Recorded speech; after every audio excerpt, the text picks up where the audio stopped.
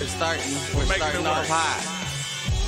So we can get I a think two fools agree on that one. Oh, by the way, look, we got the wide shot. There was you had accountability. Now what I can Now all you need is a podcast and a YouTube channel. No, not even. Where give me the money. Show me the money.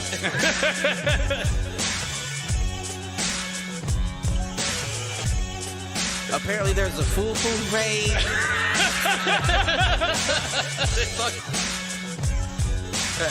Shoot the J. Shoot it.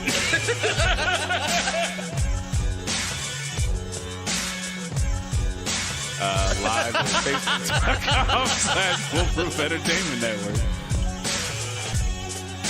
I need you on Twitter. I need you to repost the Facebook pages.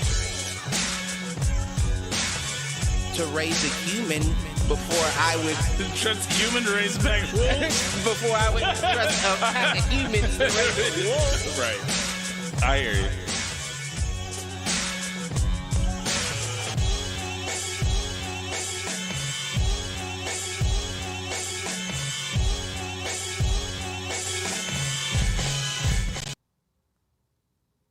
Yo, what up, fools? Welcome to another edition of Do Fools Agree. As always, I'm your host, Michael Reggie, joined here with my main man, Clifford Jordan Jennings.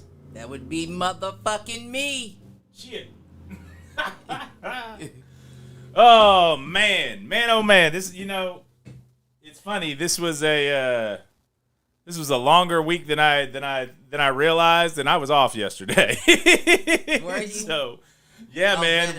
We started doing the real bank thing and taking, federal holidays. Oh, really? So we had Veterans Day off for the first time this year, and it was a nice change up. But I did things that made it feel like not a day off. So it was interesting. And then, Well, I mean, at least you got the things that made it feel not a day off out of done the way. exactly. For your days off. Right. Well, and on top of that, like, I don't have time to do some of that shit because I have my son on the weekend. Right. And I have standing plans for D&D and that kind of shit on the weekend. Like, Right.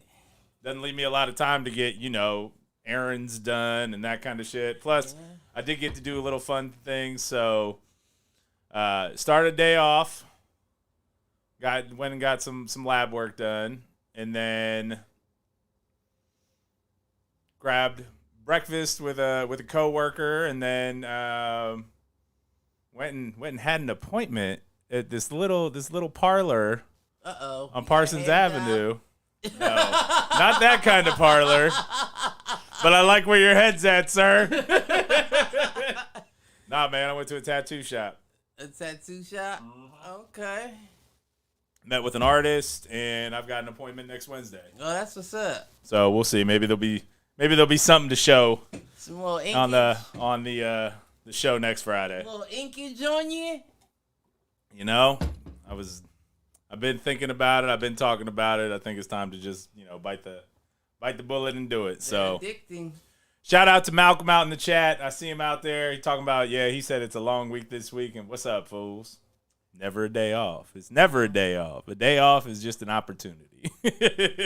That's what they say. And I see all the shirts my man made for me over here, so I know what he does with his time. I get them done. I get them knocked out. Appreciate it. I'm wearing a fresh one right now.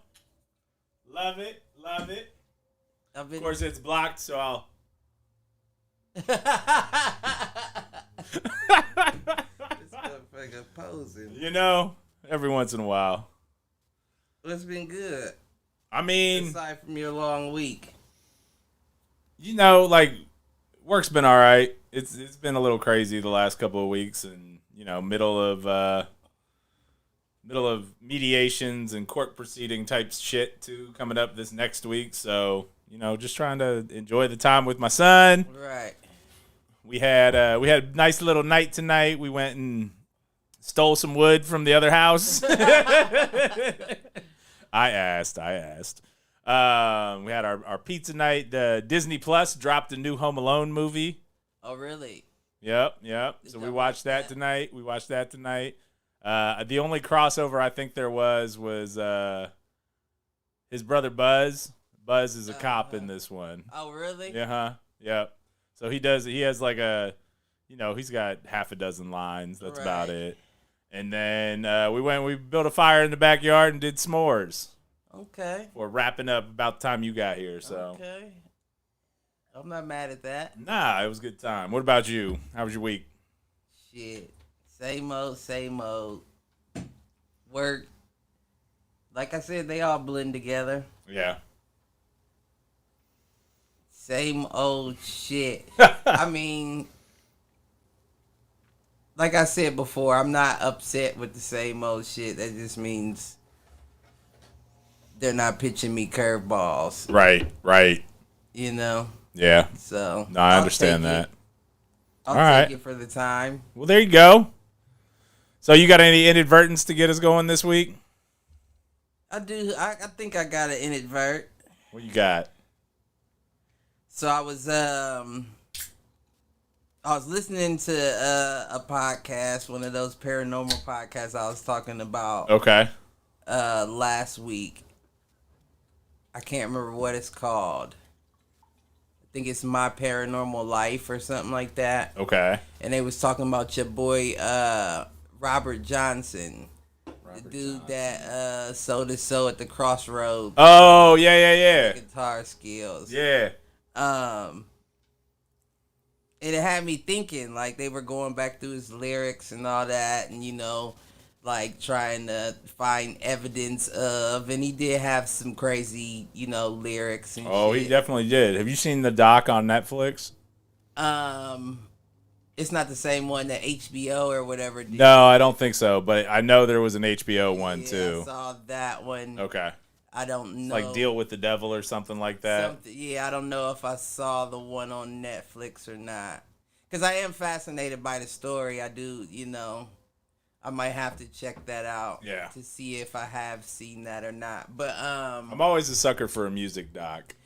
Is that, you like that? I do, man. Like the Defiant ones with Dre and Jimmy Ivy. No, I don't know anything about that. That was a Netflix one. That was like a 6-part series or something. I know about that? It was pretty good. It was on HBO Max or HBO at the time. No, I don't think I do know about that one. But that one's pretty good. And then I don't know, I've been watching the This Is Pop on Netflix. And we just watched the Boyz II Men episode the other day. It's kind of like, have you seen the Movies That Made Us or the Toys That Made us? Like those shows. I know what you mean. It feels like it's done in the same kind of style, but it's about artists. Right. And we just watched the one on Boyz II Men the other day, which was pretty good because it talked about basically how Boyz II Men came up and got basically ripped off and out-marketed by all of like the white boy band groups that follow. Oh, I'm sure. So it was just interesting. But I also feel like once again they're like a sub-generation ahead of all of them. I agree. So I don't know if you could attest it all to... No, but they basically dominated like 95, 96, and then the boy bands hit in like 97, 98. And they kind of fell off, and the group didn't completely break up, but went from 4 down to 3, and right. But yeah, that one was interesting too. Anyway, sorry, back to but they were going through all the lyrics and shit, and they had me thinking like, well, they were going through their famous. I guess one of his famous songs was Crossroad Blues or something like that, and they were running down the lyrics of it and shit, and I got me thinking like, could Bone Thugs and Harmony have the same kind of deal? Right, have done the same thing. I don't know, because of Crossroads. The Crossroads song definitely, like, that's what popped up in my head. That's where you made the initial connection. And then I thought about it, like, Busy Bone sounds like he's rapping backwards half the time. True. And then I looked into their older music to see if I could, hear and feel like a pinpoint where they changed or something. There wasn't, they've always had that same style, so it's hard to tell what's old and what's new. Yeah. No, I'm with you. And I mean, especially like later on, they kind of became feature artists, right? Like they seemed to be on everybody's shit. They would do like remixes and shit. Right. And you didn't hear their voices much. Right. I guess the whole reason why I thought of it was just because, I do think that they were good. Yeah. But the way that they blew up was just wild. Yeah. Like it was just wild. Like everybody loved Bone Thugs and Harmony. True. No, I hear you. I don't disagree. I mean, there are, it's one of those things that when you see things pop up in, I'll call it mythology. When you see things pop up continuously in mythology, it does make you wonder, right? Like, right. Whether it's Robert Johnson or, kind of what you're saying about Bone Thugs, like you have Charlie Daniels Band with Devil Went Down to Georgia. Like, it does make you wonder about, there's enough myth. Is it like where there's smoke, there's fire kind of deal? Right. Because, I just feel like, especially listening to the podcast and, like, them explaining how the new him was so good it came up with the new genre of music. Right. It was that's kind of what gave he basically invented, like, blues. Right. But that's kind of what gave me the Bone Thugs and Harmony as well. Because they were the ones that invented, like, that sing-songy hip-hop. Right, and it hasn't been duplicated by anyone yet. Like their cadence, right. Like you don't hear anyone like that. No, not really. And again, it's that perfect blend of like rap and R&B, right? Right. They even had a video of Busy Bone's son rapping with like the new group. Mm-hmm. I think it's like his cousins and all that. And of course they tried to keep the same vibe. But I was even thinking to myself, like, you can't even do it. Right. Y'all aren't even doing it. Yeah. In the post, it's like, listen to how much Busy Bone's son sounds like Busy Bone. Yes, sounds like him. Right. But they're not rapping the same. Yeah. And again, to your point, cadence, harmony, like, there's a reason why it's Bone Thugs and Harmony, right? Like, it's that, I guess the closest that would get to it, and his flow wasn't as good, but he had a little bit of that kind of sing-songy, is Nelly. Like, he does a little bit of it. No, he's nowhere near the same level, but, like, that's the only one that I can think of off the top of my head that is, like, that kind of harmonized rap. They all do it now, but it's well, yeah, because it's all auto-tuned and shit now. It's not, and even still, like, that's another thing. That was actually the episode, that was the next episode on that, This Is Pop. Was what? Was basically an entire episode on auto-tune and how T-Pain killed the music industry. When really Cher did it first, but listen, J-Lo did it before right. T-Pain. The fuck? But waiting for tonight. Oh. Listen, her whole first album. Right with you, we'll be there in my arms. Listen. Listen. All I can remember is that video and her and just the green like strobe lights and shit. Yeah. I remember around the time that came out too. Mm-hmm. That's interesting. That was what, middle school, right? It had to have been. Yeah, I was like, 7th, 8th grade, yep. Times. But yeah, no, and it's not to, it's not to hate on them. It's just like considering that now the young cats are trying to do it similarly. and they did it so long ago. It's almost like they were way too long before their time. No, I agree with that. And then they still blew the way they did was just shocking to me. Yeah. And then not to have much to show for it. Right, you know? right. Like, it almost makes you feel like, at what cost? Right. It feels like, where you hear them now is, what? Maybe a commercial? Shit, I don't even know. I had to look up to see who all was still alive. Right. Apparently, all of them are. It's not a good sign. Hey. Well, I don't know. They said the dude, he, what's his name? The Robert Johnson, he was in the 27 Club, so. Yeah. They made it past that, so maybe that's. True. But there was never any correlation between the 27 Club and souls being sold. Or was there? That's the real question. I mean, you could probably go down that list and you probably wonder. Yeah, I bet that would be interesting to do. I might maybe that'll be our next. Maybe we do that for an episode coming up here when we don't have something. Is we go through and talk about members of the 27 Club and when they potentially made their deals, if they happened. That's interesting.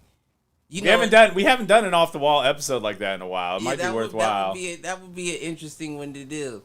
Investigate the 27 Club. Do our fool's expose. And here's where they made their deal. Right. Yeah, that would definitely be an interesting one. I heard another thing that kind of got me thinking, and it's similar to, it's not similar, but on the same realm, is I was listening to the Flagrant 2 podcast with Andrew Schultz, and he was talking about art. Okay. And he was basically saying, if you have good art and you want to get rich, that you should just kill the artist. The fools do not condone. That's what he was saying, though, because, you would be limiting the amount of art that artist can produce, which would inflate the price of your specific piece from that artist. Yeah. And then he got to a similar, like the 27 Club, where he said, how many artists have been killed, gotcha, by, talking that way. And they went down a list, and it did seem some of it was a little odd. Well, I'm not sure. I would bet that was probably more prevalent earlier in human history. You think? Yeah. Because you're an artist, you're commissioned to do something by some royal family, you go do it, then you're commissioned by another royal family, and rather than have you do it or give you the opportunity to do it. That makes a lot of sense. Maybe all these great minds didn't just, die young because of the time they were in. And history is written by the victors, as we know. So that's why but that's why they say you never show your hand. Right. True. R.I.P. Nikola Tesla. Disney got him. Right. Everybody thought it was Edison, but it was Disney. It was Disney all along. What the fuck?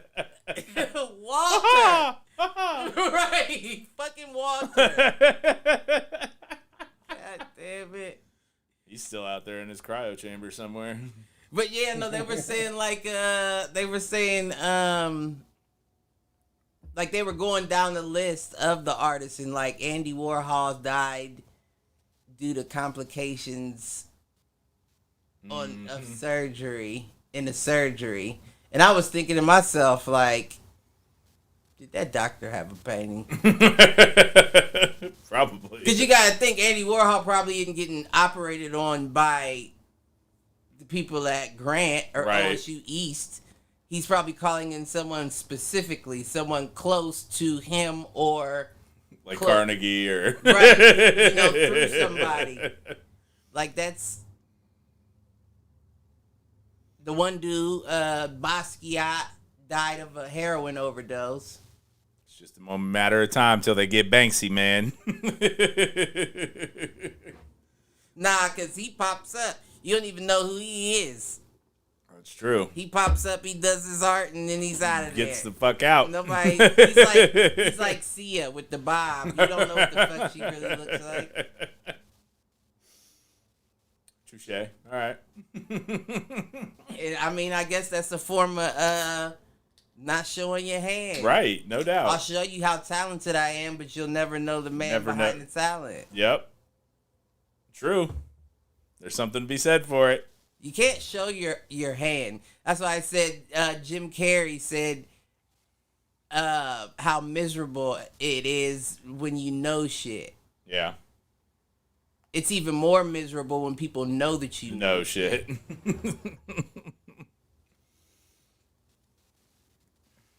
Listen, you know what kind of world we live in? Absolutely. No, I mean... It's high stakes poker, baby. All the time. That's why I'm like, don't tell me shit. I don't want to know. Works well for me. Well, I can work in a vacuum of knowledge. Well, I got filing cabinets and galaxies, and the shit that gets thrown into the galaxy, I usually don't remember anyway until it floats back around my... Until something relevant fires the neurons. Right, and I'm like, oh yeah, I'll pull that back in. Yeah, but no, that's what I had. Oh, I had one more. All right, let's hear it. Shout out to Amanda in the chat. I see you out there. Who's Amanda? Somebody in the chat. Well, hey, Amanda. Glad to have you. I hope I don't piss you off with this next one. Uh-oh, here we go. The views and opinions expressed here are not necessarily the views and opinions of the Foolproof Entertainment Network. This one was more funny, and it was just a random thought, that I guess an inadvertent thought, if you will. That's kind of the segment we're in, so that's good. Roll. So, another podcast, I think it was... I can't remember... I don't know. This was some different one. Nobody ever pays attention to whatever podcast you're talking about. Yeah, anyway, I know. So. It's not like and I don't care if you subscribe anyway. But, they're not shouting out our show, so fuck them. Right. They were talking about that's what it was, the Obituary podcast or something like that. Okay. You ever heard of that? No. I just scrolled through it looking for something to listen to, and I guess they read like the craziest obituaries. Okay, so this is like the Florida Man of obituaries. Right. And they like replace people's names, and they read and it is some crazy shit. But they were talking about the etymology of the word obituary and coming from the Latin. It was, first of all, they broke down the word. And what I found funny was, first of all, it's spelled O-B-I-T, yep. but they pronounce it obitch. Yep. Now, obitch means death in Latin. Obit. It means to go down or to go down to death. And I just found it funny, like... Them motherfuckers know what to kill a motherfucker, don't they? Like the word like right in front of you. Like, listen, oh bitch, that's death where we come from. So watch them. And now you read gossip in the newspaper, and the word comes from. There you go. Listen, I found that funny. That's hilarious. It is interesting that uary. What's the suffix mean then? I don't know what the uary comes from. It's interesting because you have mortuary, right? Ooh. Now you're thinking. Well, that was kind of where my head went with it. there other Uaries? I guess January. February. Now I need to know what the suffix means. Right. Let's see if we can research this one on the fly. Is there any relation? I don't know. Now I'm curious. Let's see. Uary, suffix, meaning. It's a morgue. Those are morgue months anyway.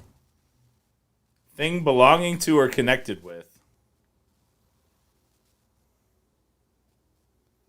Now, what's belonging to or connected with? Well, mortis is also death.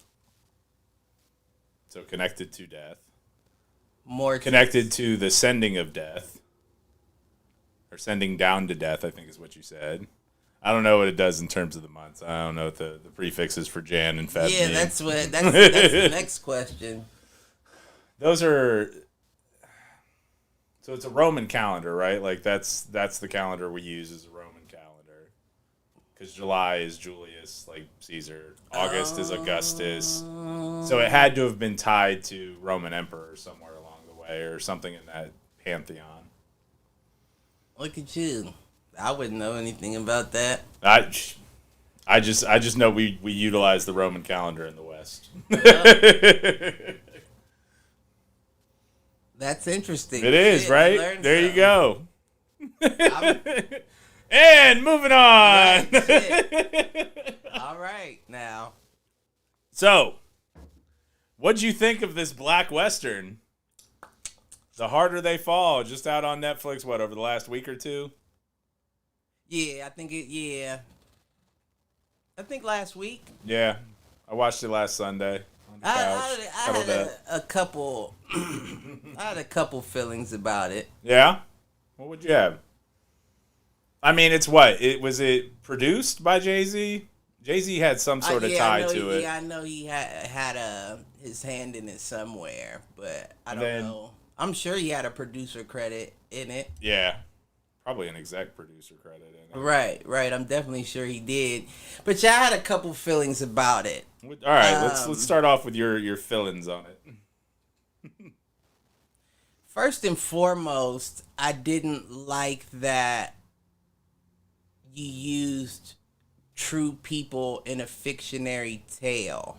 Okay. I could see that.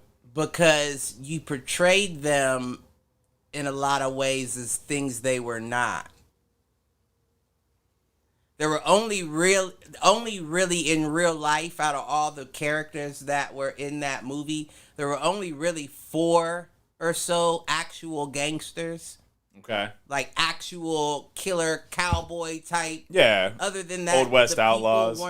They weren't what they were made out to be in the movie. Okay. And it's like, so you did your research on this. Well done. I did not. well, yeah, because, and that was another thing, is like I heard people talking about it on podcasts and shit, because of course I'm podcast king throughout the week. That's all I do is listen to those while I work. Yeah. And of course they were white people, and they were saying how it was, how they, I don't know the wording that they used, and I don't want to try to insert my own, but they were basically saying how there weren't towns like that of black people back in the day. In the Old West. And I was thinking, that's ignorant as fuck to say. You know what I mean? Because, first of all, it's another whitewashing of black history. Because the original outlaw was black. Right. They came from slaves that ran away to towns like that. Where they could all survive because there were a lot of rowdy people there that were all wanted. It wasn't just black folks. Right. It was Indians. It was Mexicans. It was white folks. It was everything. Yeah. Outlaws in that area. Yeah. But that's why it was called the Wild West. Right. Like the Lone Ranger in real life was black. You know, and it's just that taking of history and changing it so much to where now you have the Duke, John Wayne, and Clint Eastwood and all that. But it's not an accurate portrayal of what those outlaws really were. Yeah. So when you see a movie like that, it takes you back to the origins of what it really was before the white people made it cinematically, what's the word? To where it looks good in a film. Right. I mean, to your point, it's whitewashing it. It's the Hollywood effect, right? Right. Like, you got to think about it. Why would a white man be a cowboy? Right. You know what I mean? Like, you have the opportunity to have money. So the only reason that a white man would be a cowboy, an outlaw cowboy, is if you were wanted for something. And I'm pretty sure disproportionately there were more well-off white men than wanted white men. Right. That's why those white men didn't mind running with blacks, Mexicans, and Indians. You see what I'm saying? Because you don't have a choice at that point. Yeah. We're all outlaws here. We're not a color. We're wanted men. We're all wanted. Right. But it's like, no, if you're a cowboy, you're a white dude. And you kill Indians. And you kill Indians, or you kill Mexicans, or you kill whatever is deemed other. Right? So my next question would be, is this an outlaw movie or is this a cowboy movie? Well, I mean, it is, by definition, it's a Western, right? Right. So you have to have a little bit of that lawman versus outlaw. Although in this case, they're both outlaws. They really are, right? Like the main crew that they follow. Right. And, you know, I'm blanking on the name, but whoever Idris, is it Idris? Yeah, Idris Elba is like the main baddie. Fuck, what is the name of his gang? And the other one was the maroon, or the, it's not maroon. No, you're thinking of the people that robbed the bank, right? The Crimson Hoods, yeah. Yeah, no, but that's not his gang. You're right. It was something banned. Yeah. But it doesn't matter. Yeah, I just felt like it was the Buck gang. Right. Okay, yeah. And the they just call it the Nat Love gang and the Buck gang. Uh-huh. But I mean it follows the Western template, right? Right. Like, it's the hunt 'em down, hunt 'em down, hunt 'em down. There's a couple little minor scuffles around the end, away, and then it ends in a big shootout. Right. And I thought it was interesting the way they did, basically putting Nat Love's gang together. Like, you had the quick draw. You had the girl who wasn't out as a girl until, like, midway through the movie. How did they you not had the know sharpshooter. she was a girl? Yeah, no doubt. Second she was on screen, I'm like, why are we pretending here? No, don't get me wrong, I'm sure women looked a lot rougher. So let's be honest, that's an equivalent of a stud now. Yep. And I'm sure a stud looked a lot more mannish back in those days just because of the elements. Yeah. But I don't see how you could mistake. I don't know. Listen, I don't know. And I did think it was funny when he made her put on the dress. Mm-hmm. And go into the white bank. The dude was talking about how he said, no, yeah, we all thought. He said, we all thought. We all thought. It wasn't just me, we all thought. All right? I thought that was hilarious. It was funny. But another thing I thought was the main, protagonist, or was the antagonist. Yeah. Idris's character. Yeah, he was Thanos. A little bit. He was Thanos. He was doing right the wrong way. But see, here's the thing though, right? Because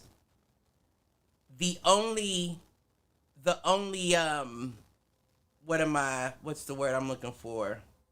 Roadmap, the only outline he had was that of the white man, the government. And he ran his town the exact same way the white man did. Right. So in a sense he wasn't wrong. Fair. No, I agree with you on that. Like just a different governing body. Right. But the rules are still the same. I mean, yeah. You got to pay if you're there. You got to pay if you're here. If you're coming through, right. You got to pay because I provide protection. Right. I provide things that you're not thinking about to this town that cost. Like keeping the white man out. If that's not worth every dime you got in your pocket, I would have been like, huh. Here you go. This is what I got this week. I might be short and I might have to ask to borrow when you start making some back, but take it. Like I don't get it. Like I was just like, so who's the bad guy here? Right. Where's the bad guy at? There was no bad guy. The only bad guy was the fact that they had wronged one another. Right. Where's the bad guy? And really, at the end, dude that was talking shit that he shot in the middle of the town. Yeah. You knew not to talk shit. Right. You knew not to talk Your shit. Your boy even told you that shit was gonna get you killed. He knew not to talk. Well, I'm talking about the dude when he first said we gonna have to tax y'all. Oh, we yeah, come up yeah. with 10,000. He was like, I'm not paying shit or whatever he said. I probably would have shot him too. Right. Like what? Like you just going? First of all, you're just going to interrupt me, right? Interrupt what I'm saying to tell me you're not gonna. You're done.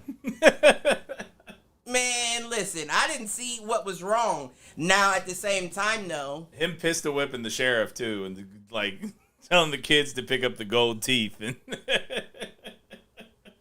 yeah, you could tell he wasn't all bad. No, but he ruled with an iron fist. And there's in nothing the very wrong with that. Thanos way. Yeah. There's nothing wrong with, especially in an era that's so-called lawless. Right. Because if I let someone think I'm weak for a moment, right, you're coming for my spot. Right. So whether you're civilized or you're an asshole like the rest of us, stay in your fucking place. Right. You're not wrong. Like that's natural human instincts, right? For people to stay in their place. Yeah. It's when you're outside of yourself. It takes a different kind of person to assume responsibility. It does. When it doesn't belong to you. Take ownership to... Yeah. No, I'm with you. To speak out when it has nothing to do with. Yep. Because that's the only way you maintain order. Listen, It's the way the Emperor worked in Star Wars, too. And you know what? I love the dude. I love the dude that claimed he was the quickest draw. Cherokee Bill or the one on Nat's crew? The one on Nat's crew. Okay. The young boy. Yeah, the young buck. Yep. But one of my favorite parts is when the dude shot him. When he wiped that fucking smile off of his face. That bothered me so much. Like, you think this is a joke, don't you? Right. You may be quick, but this is not a game. Mm-hmm. When he just shot him, it was almost the same as, to me, thinking, it's the same as the way Buck ruled his town. The same way he operated off of the same rules of the government that the white man runs is the same way you have to understand when you're dealing with certain people, you have to operate by their rules. Yeah.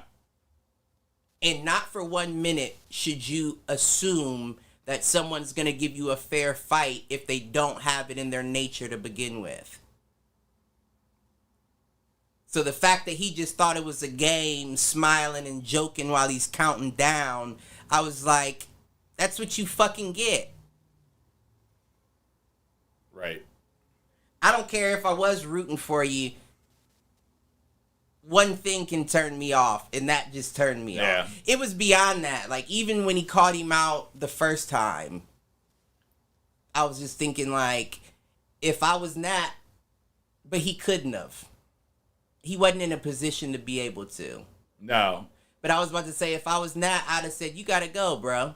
Yeah, you gotta leave. You're not welcome here. You're not helping this at this point. Right. You don't, because once again... Well, it's usually the young buck, right? It's usually the small young dude that is going to talk the most shit and fuck it up for everybody that's else. Why you got to smash him early. Right. You're not wrong. That's why you got to smash him early. because I don't get it. Like, you could have sacrificed what we came here to do just by doing that. Yeah. Just because your ego is big enough to want to be the fastest, you would sacrifice the bigger picture. Yep. For that situation. Well, and it ended just the way you thought it would, right? Like, you knew he was going to die. You knew he wasn't going to be able to beat him. And you knew it wasn't necessarily going to be, quote-unquote, fair. Right. Right? Like, you don't survive that long and get called the fastest draw if you're not. And the fastest draw is not necessarily waiting for the count. The fastest draw is expecting that and seeing that he's making his move when he makes it. And being prepared for the next move. Right. Because let's be honest, it's lawless. Who's going to stop me from shooting you on two? Right. Exactly. They're just going to look at me as an untrustworthy. Nope. I'm wanted. No shit. I'm a fucking outlaw. Now, I will say I did expect the young boy didn't die. I actually thought he took the bullet and that he was going to kind of do a pop-up at the end and finish him off. Before, right. Because they didn't show the wound, right? Until much later. Oh, no, they showed it. Well, I mean, but it looked like it looked like it could have been like a through and through. It didn't look like it was necessarily. It hit him in the face. No, I know, but I actually thought it went through his cheek. Okay, I see what you're saying. You know what I mean? Like, nah, because the way his face changed, the angle was different. All right, I'm just saying, the way he went from smiling to that was death. There was no, I hear you. Like, it was, because that's why. But that's also why I was almost expecting the swerve. You know what I mean? Like, right. That's why I like the scene so much, because it was just like done. Like, you wiped the look off of his face completely. Yeah. Well, and then you knew Cuffy was going to be involved when Cherokee Bill beat it. She gave you the foreshadowing when she said, he said, who's fastest? Who you see faster? She said, when I look in the mirror. Yep.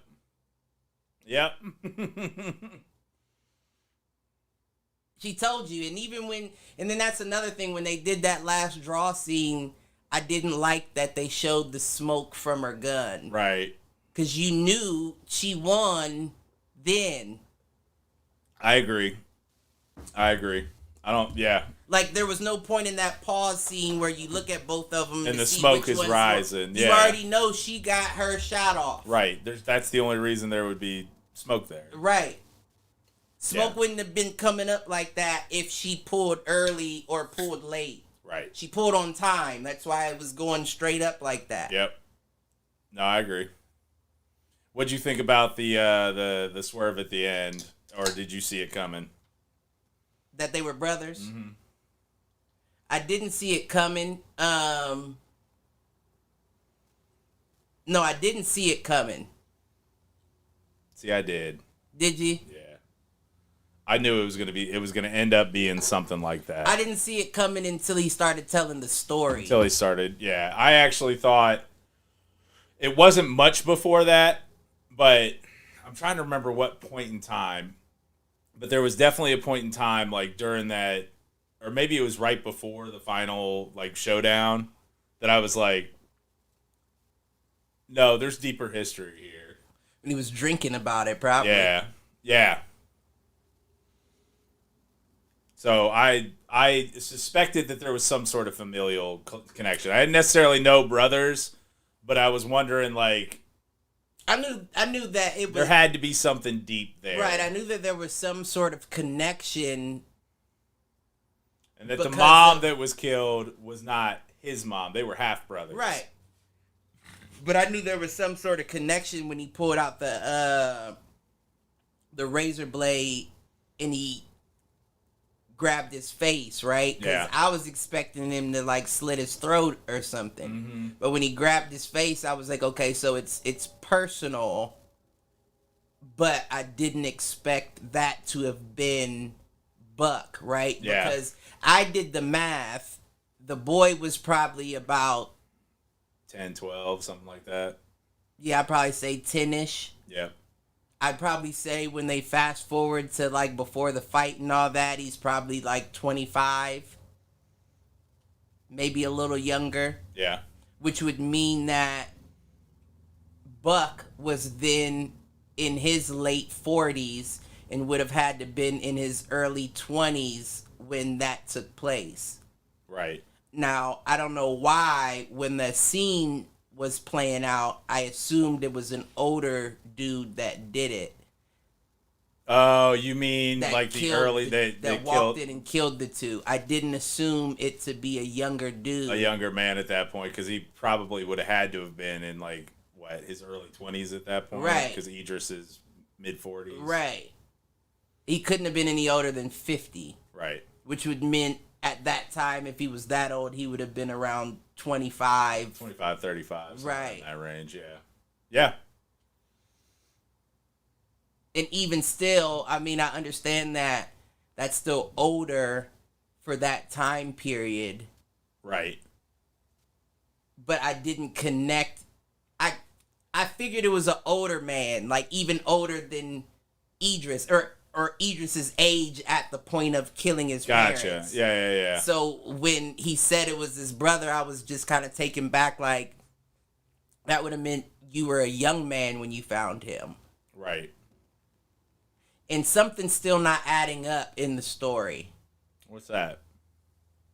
I gotta go back and rewatch because if I'm being honest, I watched the movie completely, but when you sent that message, I woke up and got it at like 1:30, Okay. and that's when I turned the movie on and I watched it from like 1:30 to 3. Okay. That wasn't my intent. Right, but I mean, I had already heard people talking about Yeah. it, and then when you said that, I was like, well, let me see. Hop on here and see it. And it kept my attention enough to keep me up. But I say that at the same time, I wasn't as coherent as I would have been watching it Right. bright and early. Yeah. But there was something that went off in my head that was like, that's not adding up right. I gotta rewatch it to see what it is, though. Gotcha. Yeah, I'm not gonna. I did like the line at the end though, like, you know why I gave you that scar, so that when you showed up, I would know it was you. Right. I mean, but that's the only reason why you would do that. I agree, but I That's thought why it was just I know that's how I knew it was personal. Right. Meaning he was close enough to him that he would be around to see that scar. See that come out, yeah. But I didn't know. Yeah, I wouldn't have connected. Yeah, I wouldn't have connected until, and even when he said it, I was thinking he was just saying that shit to get you to not kill him. Right. But I don't know that would have stopped me from killing you. No. Like, okay, well, we're brothers, but You fucked up. you're right. The fuck? It's not like I know you. You killed my mom. All right. My pop's fine. I get it. But you killed my mom too in front of me. And then left me there bleeding with scars. Yeah, something's not adding up, and I want to say it's with that time frame.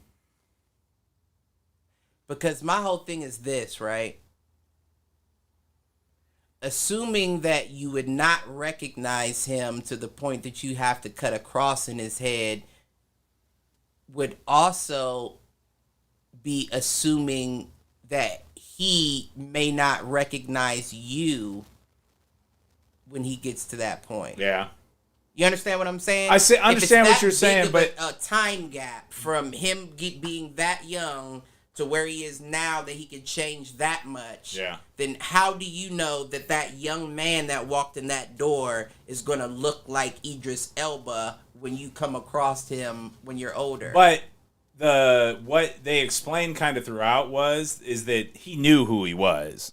He had found his name. He had found his information. Like, he knew he was looking for Buck. Right. He knew opposite. Right. Buck knew who the boy was because he found all of the information on where his dad was. Right. But the boy doesn't know anything about Buck. No, he did though. That was they built that up early on in the story. Was that like part of the reason they were going after the gangs they were going after and robbing the gangs that they were robbing was because they were trying to get to Buck.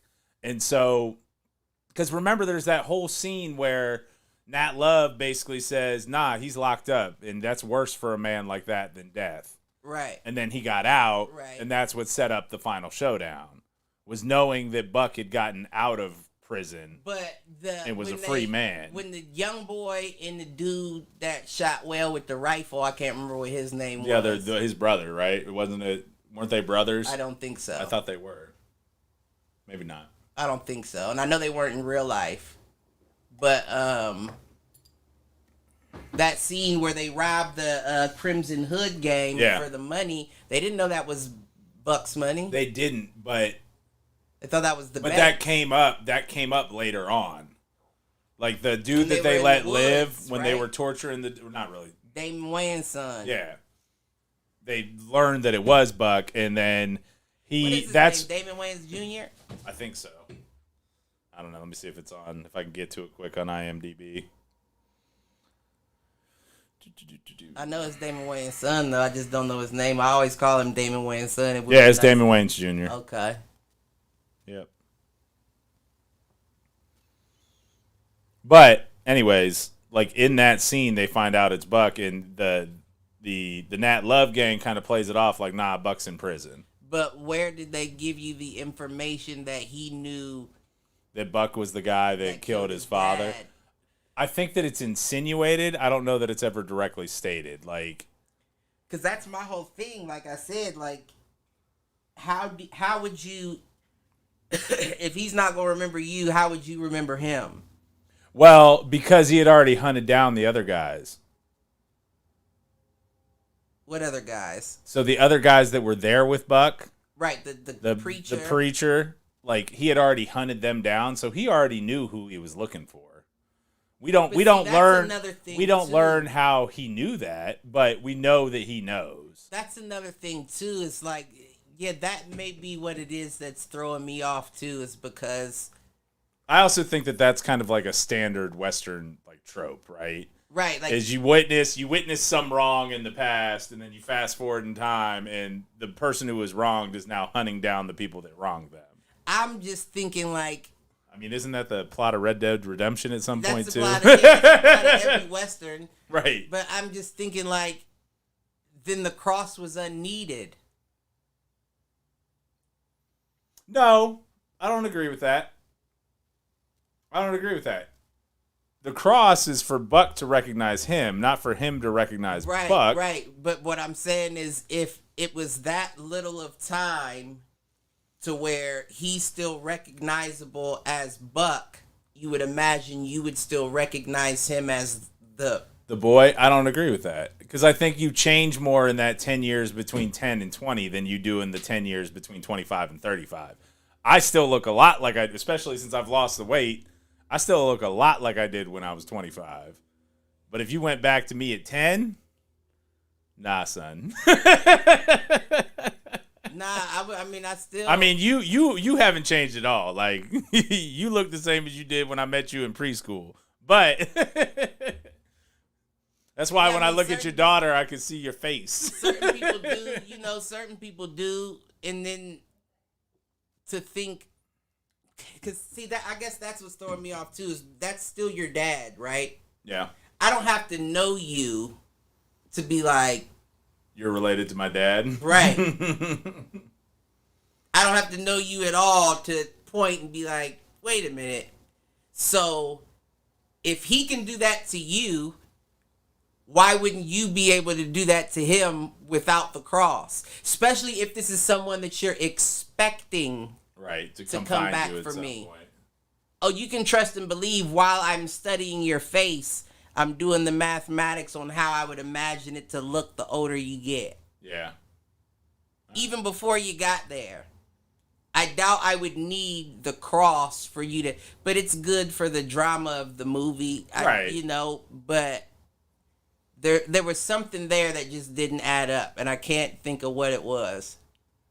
I'm going to rewatch it, and I'm going to bring it back up. All right. Well, before you rewatch it, how many mugs we giving? I mean, aside from the way I feel about it, because the way I feel about it doesn't have much to do with the movie itself. Out of 5 mugs. I would give it I give it a 4.3. You give it a 4.3, Mug. I'll give it a 4.5. I just go halves. Yeah, I was going to go halves, but yeah, I don't feel like it's not quite there. 5. All right, fair enough. Well, Fools roughly agree. Oh, and I finished. What you got? What'd you what's finish? The name too? Dune? Dune. Yeah, that's a 4. That's a 4. That's an even 4. All right. That's an even 4 on the movie. I might even, if I'm being hard on Harder They Fall, I might even give it a 3.7. So are you changing Harder They Fall? No, I would keep. You're changing Dune. Yeah, to if I was gonna give Dune a 4, I would give Harder They Fall a 4.5. All right, I like your rationale here. Yeah, I also think Harder They Fall is probably more geared towards your style. No, definitely. I feel like you're more. I think Western. Like I see you more into like that Western, not necessarily like straight up Westerns, but like the Western. Oh, no, I'll call it like the Western story arc. I like the original what's the name better than the Denzel joint. Okay, the what is it? Magnificent Seven. Yeah. Yeah, I like the original one better than Denzel's. Yeah. All right. Black and white. Well, joint. even more to the point. Although Magnificent Seven's an interesting one because that's kind of crossover Western samurai, if I remember correctly. I don't think so. No. No. Well, the original one didn't even have a Chinese dude in it. They made that dude Chinese. No. I know, but I'm talking even just more story arc wise. Oh yeah, I don't know. I don't really get into. Yeah. I got you. Asian. Fair enough. Like shit, like karate, like Bruce Lee. I like that back in the day, but I'm not watching a samurai movie. No, but I mean, there's different. Like the hero's journey. The hero's journey is like Lord of the Rings, Star Wars, Dune. Those all fit into like the hero's journey mythos. Similarly, there are story beats that you expect to see in a Western. You expect to see someone wronged. You expect that person to go on a journey to find the people that wronged them. You expect there to be a showdown at the end. Samurai films are kind of akin to Western, except there's a little bit more of that samurai versus Ronin kind of conflict in there at some point. Okay. I think I'm following. And honestly, Westerns and samurai films aren't that far off one another. It's if you end up with kind of the law versus the outlaw, that's where it's Denzel more. The law? I almost feel like that's more of an anti-hero story. Okay. Like he wasn't a hero whatsoever, but if I got an opportunity to make money and get rid of motherfuckers that I don't like in the first place, Right. then I'll get my six together and go do that. Right. But yeah, no, I just think But at the end of the day, 4 or 4.5, not bad for Harder They Fall. It was a good movie. It was one of the better movies I've seen in a while. Yeah. Well, it doesn't have a lot of competition so far. I would say it would. What has came out recently? I mean, you've got the 3 that are top of mind for me are, well, really 4.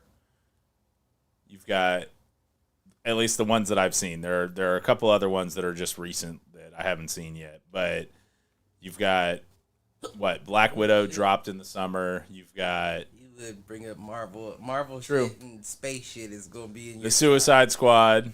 That's DC, but same idea. One? Yep. That one was pretty good. I did enjoy that. Yeah. I did. I'm not going to say I didn't enjoy that. And we talked about it on the show. I mean, Dune and Harder They Fall. You can throw in Shang-Chi. I haven't seen that one Mortal yet. Kombat. Mortal Kombat's a little further back, but yeah, that was this year. And you and I had very different opinions on Mortal Kombat, so. It was all right. Oh, you see, you were a little higher on it the first time we talked. I was a little more down on it. I remember not liking the way the fights were set up. I remember saying that. I remember saying that I don't like the way the scenes jumped either. That was similar to Dune, where it was like... Where it just jumped from scene to scene too quick. Where it was just like they started out not knowing and then instantly became great. Well, but to your point, and you texted me about this, he didn't really reach the level of greatness in the movie,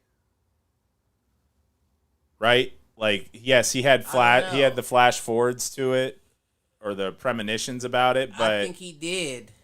You do in the battle with the Chris knife. I think at the end of the even before that, I think when they got caught in that sandstorm and he got the vision of just going with the flow was his come to age moment where it was like, okay, I gotta trust this shit. Yes, and then but did that you fight at the end was just confirming, oh, he's there. Did you realize what actually accelerated that though?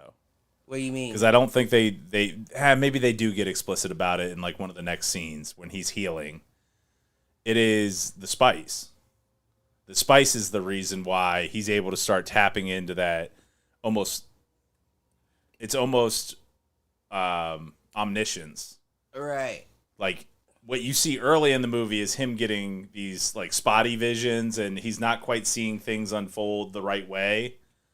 But when he's deep in the spice, what he sees is not just one outcome, he sees all the outcomes. And that's actually what triggers his physical ability as well, because now he's seeing himself act in certain ways in the future and is able to it's the Doctor Strange from Infinity War. Right. 14 million possibilities, there's only one where we win. It's the same idea with Paul when his visions start becoming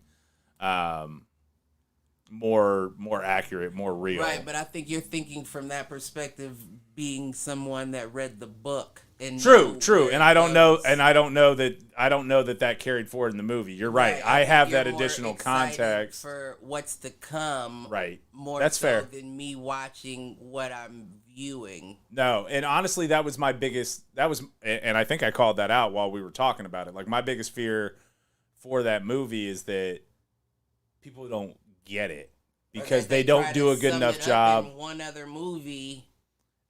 I'm with you. I think that needs to be 3-part, and there's enough that happens in the middle of the book before they get to like the big battle at the end where I think they could turn it into a trilogy, and they probably should in order to do it justice. I just worry that if they split it into 3 movies instead of 2, you're going to have back-to-back movies that do okay, and I don't know that it justifies the third. That being said, that if they do turn it into a trilogy, it would be one hell of a trilogy because it would be earned in that third movie where you have that big battle at the end.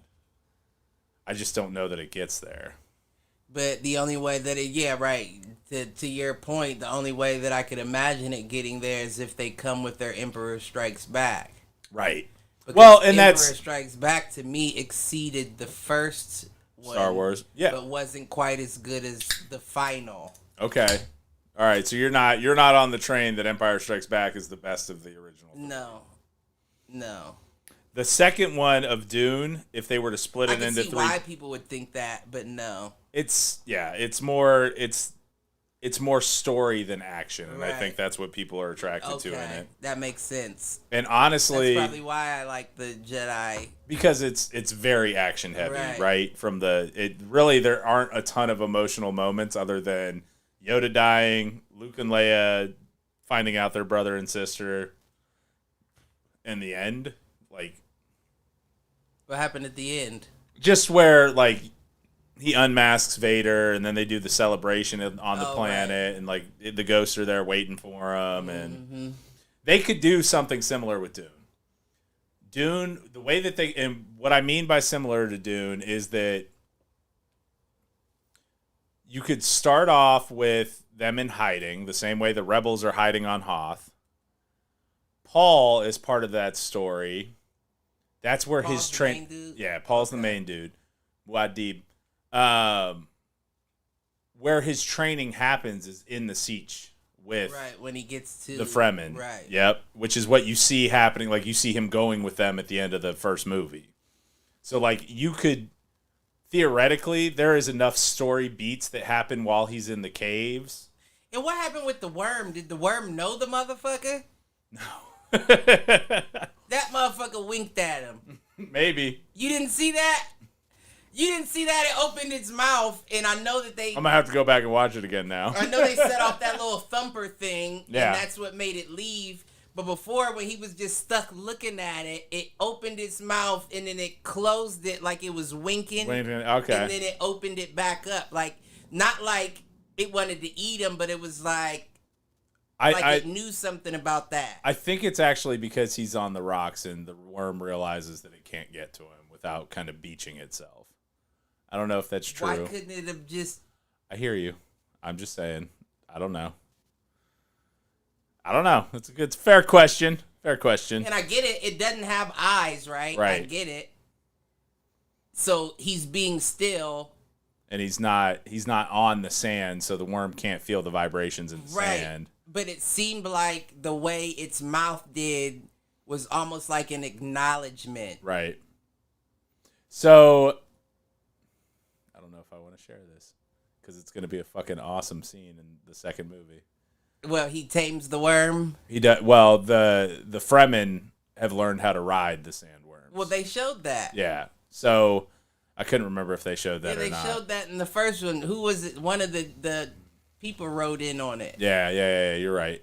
So he learns how to do that, but he ends up being like the ultimate like worm rider. Yeah, exactly. Well, and this is something they won't get into in the movies yet. Does it? Because clearly there are multiple worms. Is there a distinction? Is there a way that they can distinguish the difference of worms? Because if so, that seemed like that scene was it saying that's my rider worm. I don't know that they get into that. There is the philosophy that Shai Hulud is like the king of all the worms. It's basically the god of the worms. And that was what wrote possibly. Him, right? I don't know if that was it or not. Because I don't think it's called out in the book that way. Right. And I don't think there is that pause in the book. So I don't know. What's interesting and then is my that... next question... I'm sorry. No, go ahead. Even say that, my next question would be, since that would be the god of all the worms and it accepted him as the rider... Would that mean that the other worms would leave him alone? Like, don't touch him. He's the god worms rider. Possibly. What I think it's more likely to do is it's more likely that the Fremen believe that he is the chosen one, right. The second coming, whatever. That makes sense. He's the Messiah. That makes more sense. The flip side of that is, okay, so this is in like the 6th book. They won't ever get there. And honestly, this is where I kind of fell off because it got to be too much for me. Paul's constant ingestion of spice eventually begins to transform him. He reaches some sort of like state of immortality.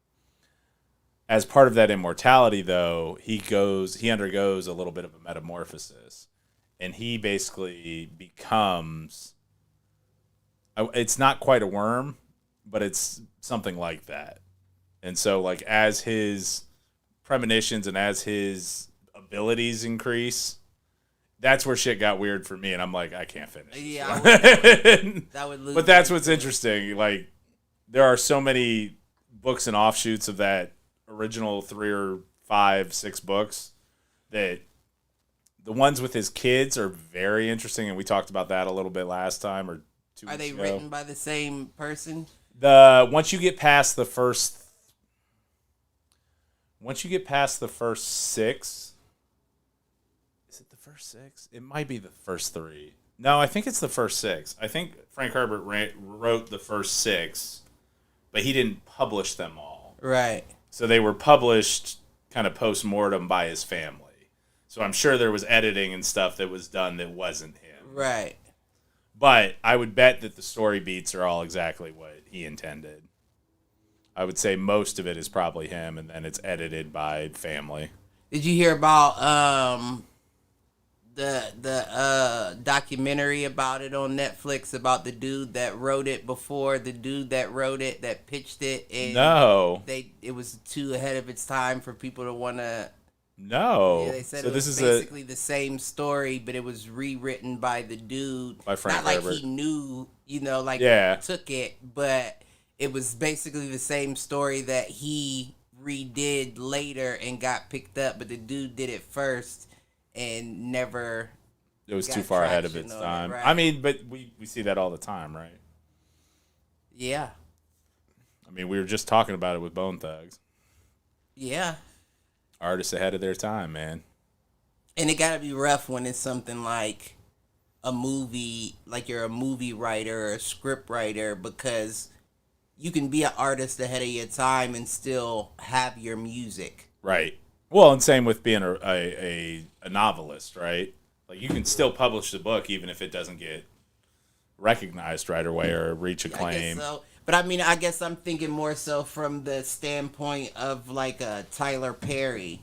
Okay. Like, I write in visual for this to be a play or a movie. If it doesn't get picked up, the history never gets made. Yeah. No, I agree with that. This may not read the same as a book. Like a visual, basically a motion visual. Right. Yeah. Yeah, that's tough.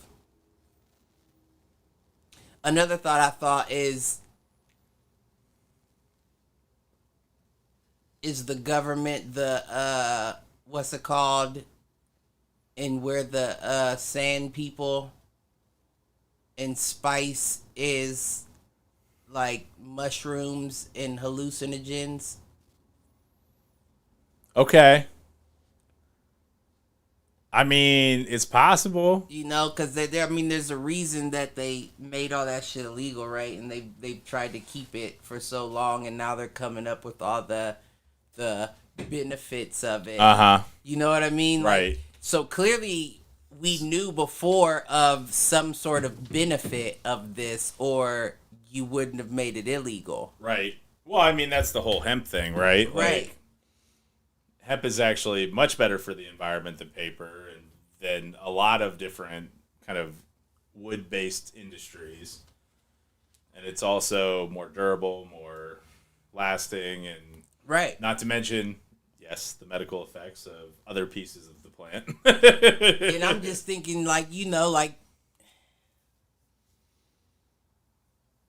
and I can't think of like the terms. Fuck, I can't think of the terms.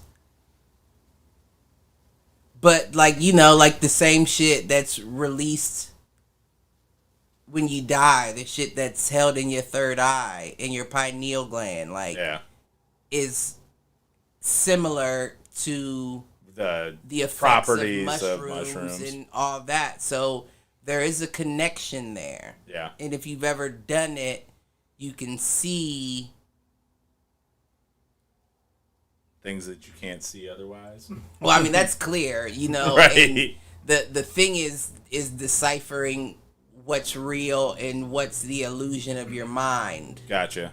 Because to the average person that would ingest it as a drug and expect to feel high, yeah, would imagine it all to be an illusion. But I don't think that it's all an illusion.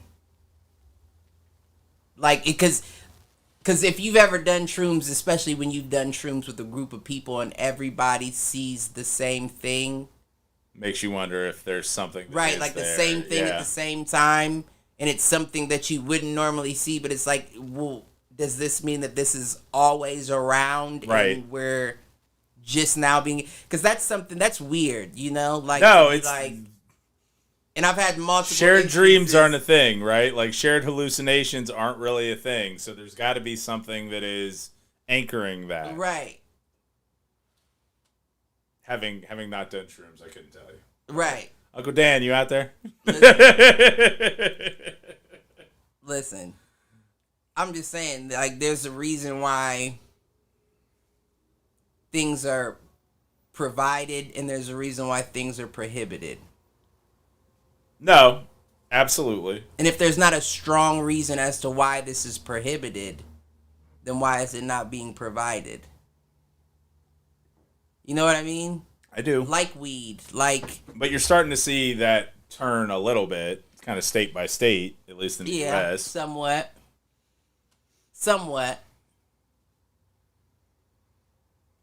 I guess, I mean, the flip side is, like, I am aware of the medical benefits of, say, marijuana.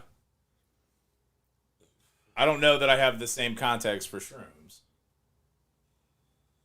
Well, and that's a fair assessment, right? Because even as somebody that's done shrooms, and I hear of like all the benefits, like how it helps with depression and anxiety and all that bullshit, like I wouldn't imagine it to.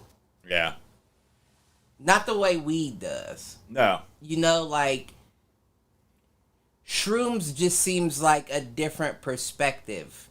Okay. Like that's the only way I can wrap my mind around it helping with a depression or an anxiety, because it does provide you a different perspective. And it's not always an out-of-body perspective. Some people feel it differently than others and do get that out-of-body experience. But for most, it's just a realization that there's so much more around that we're numb to. No, for whatever reasons. And I mean, you and I have talked about this in the frequencies, vibes, energies, conversations, that there are things around us that influence us that we're unaware of, and that it's human arrogance that believes that we have a understanding of the world around us. Right. It's, you and I think what you and I have talked about specifically was we got into a little bit about, like, we only understand a small percentage of the brain. Right. Similarly, I think the question I posed to you was, what do you think our actual understanding is of, like, the universe and the world around us? And I think you and I both agreed that it's smaller than we think it is. Right. Right. We think we've explained all these things with science, but really what we've done is fit something to the narrative that we're aware of. But see, there's plenty that's beyond our awareness. Right, right. And that's my thing about it, right? Because... Thanks, Malcolm. Malcolm agrees. Fuck you, FB. But that's my thing about it, right? Is... So when you listen to so many different, like, holistic type people, they talk about the conspiracy of the reason why it would be hidden. Yeah.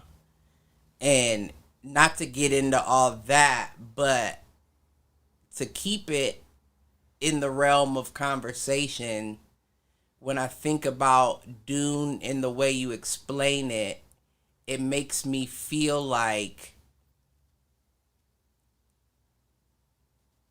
the spice could be a shroom. Yeah, well, or something else that we're, like, the common man isn't aware of, right? Like, you can't abuse it, right? Because if you abuse it, it'll fuck you up. Right. Which is clear, like, it seems like we kind of go down that path in the movie or in the books.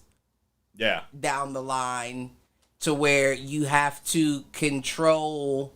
Well, and the flip side is that he's the the Hins or Kinsarat, like, he is the epitome of a breeding program that has been driving towards having this one individual that is able to utilize the voice, is able to do, things that most people can't do.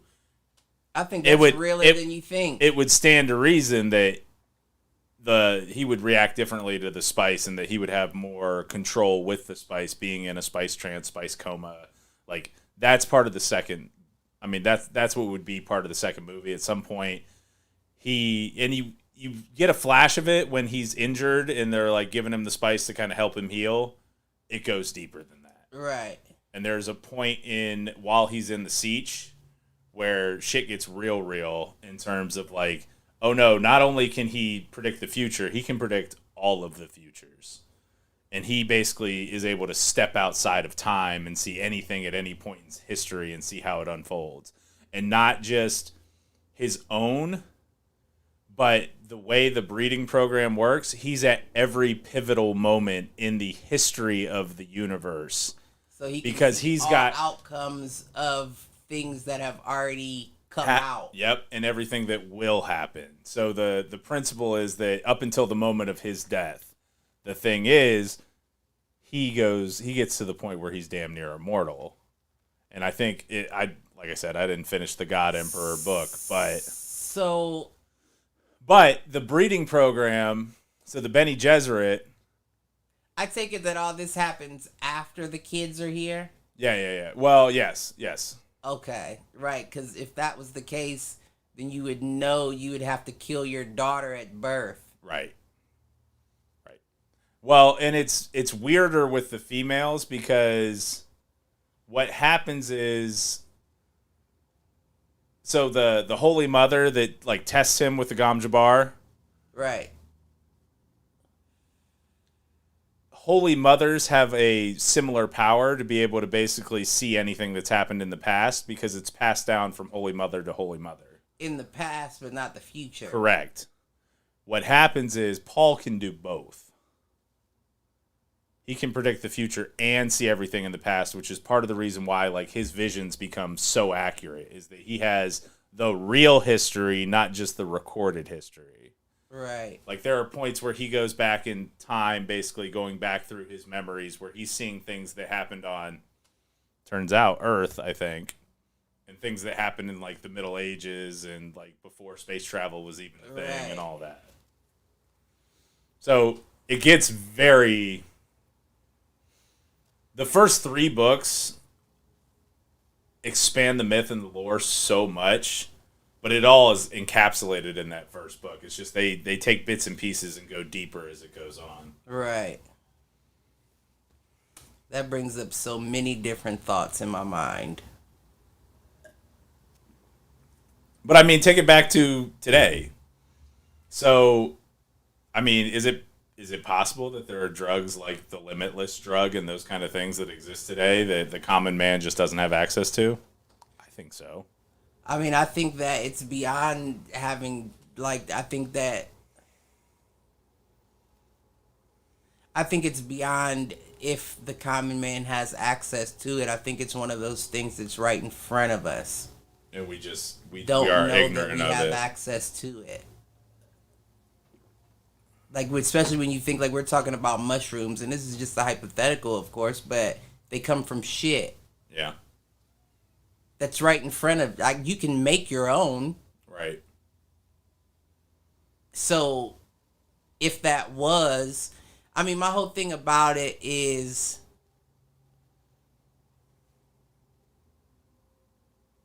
what is my whole thing about it?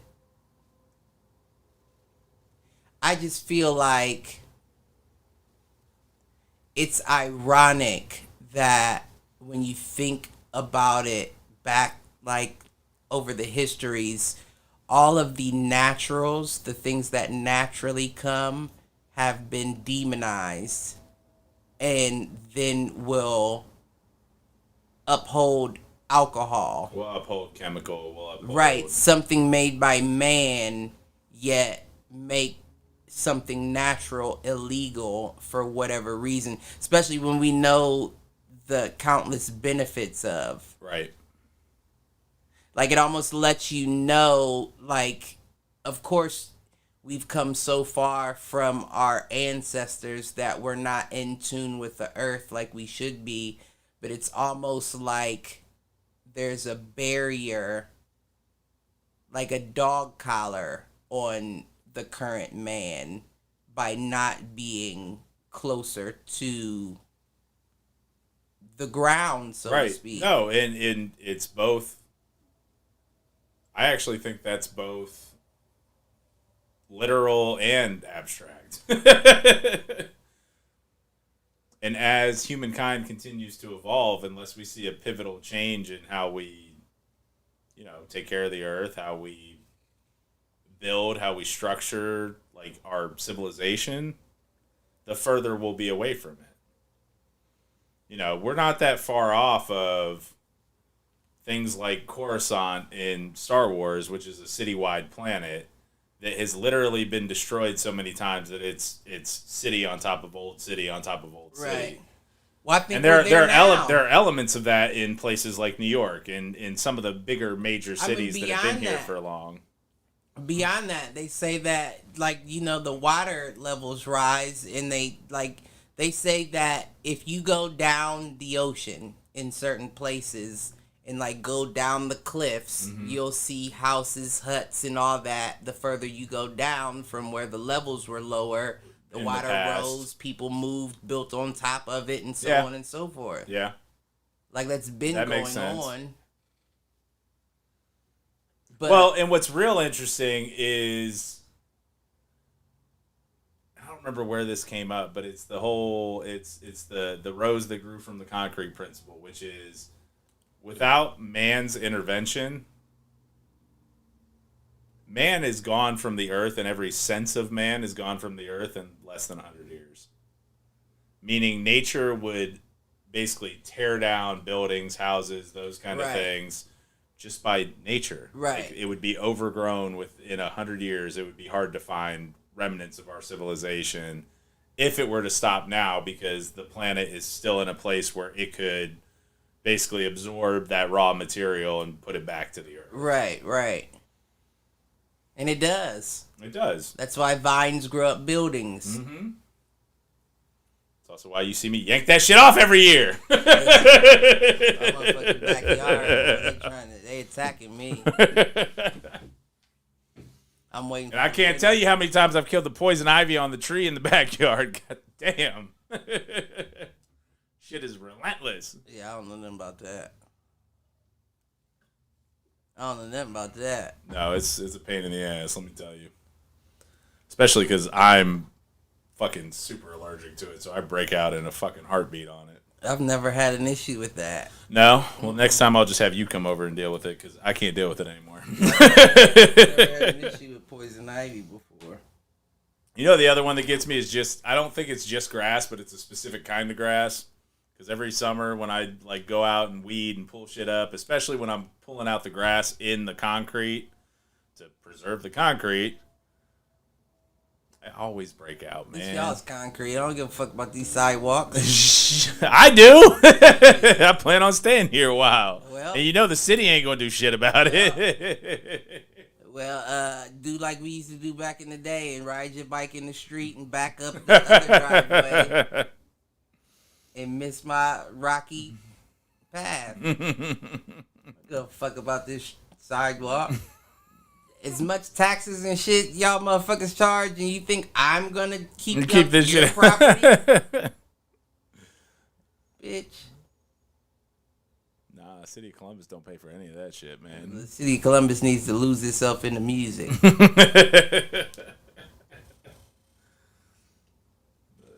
I don't give a fuck if it's grass in front of that. This is the mound of dirt out here. Like, why the sidewalk stop? Because that motherfucker don't give a fuck about his sidewalk. That ain't even his, their sidewalk. Theirs. Oh, man. We got anything else on this one? I could go into some of the Disney Plus news. There's not a ton, but... Well, you could go into that. Let me run to the bathroom real quick. All right. Seems like a perfect time.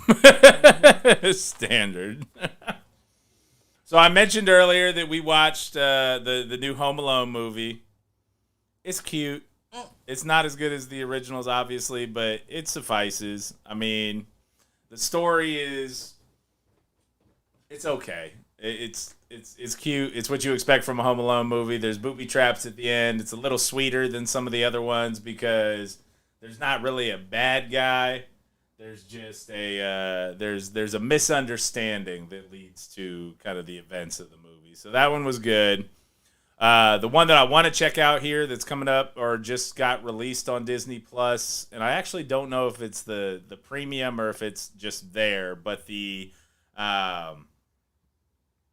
Shang-Chi and the Legend of the Ten Rings, that just came out and it was dropped on Disney Plus today.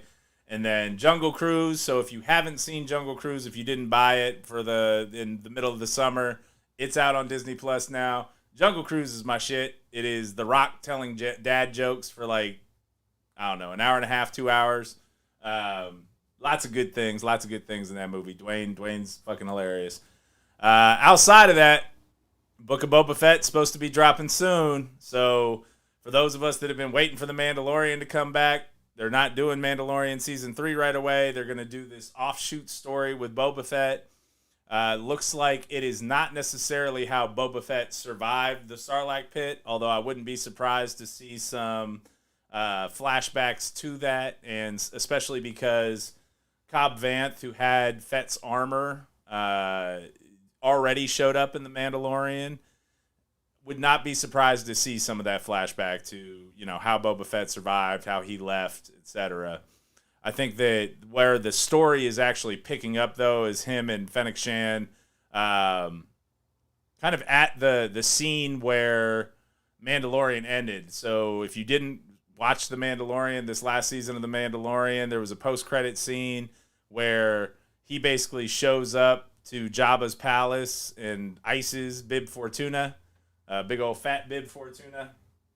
And with all of that, what he ends up doing is he kind of takes over Jabba's palace. So I think that the Boba Fett show is going to be a little bit of kind of a gangster show, kind of a mob style type event, and it's going to be Boba Fett basically taking over where Jabba the Hutt left off. So I think that'll be kind of cool. Oh, and then Cliff comes back and yawns in the microphone. You motherfucker.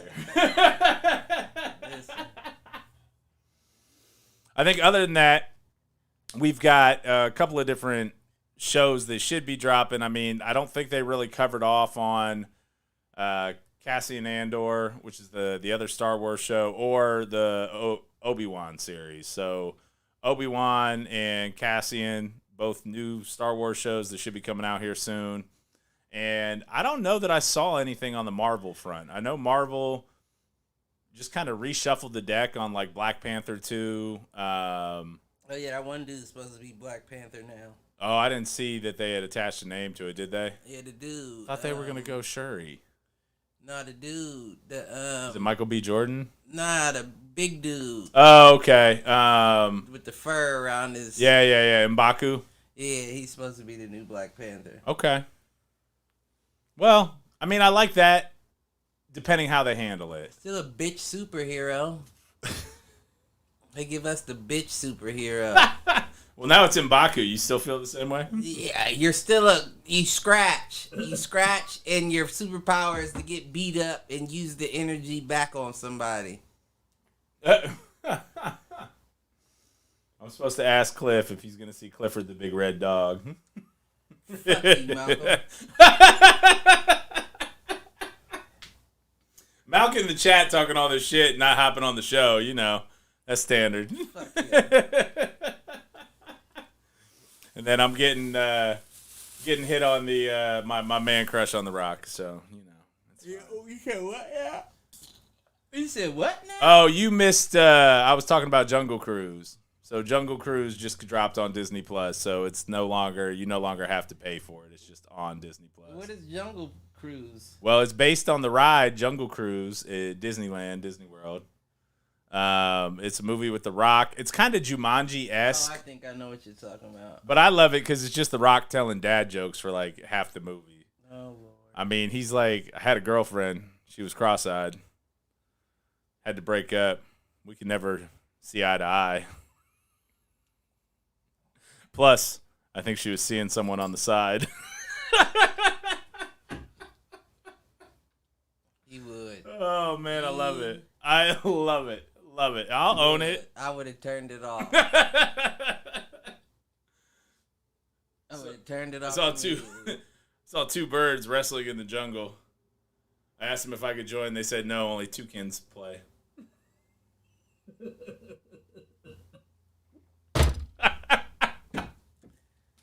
How do we shut these Nazis down? How do we shut these You gotta Nazis dig Walt up. down? You gotta dig Walt up.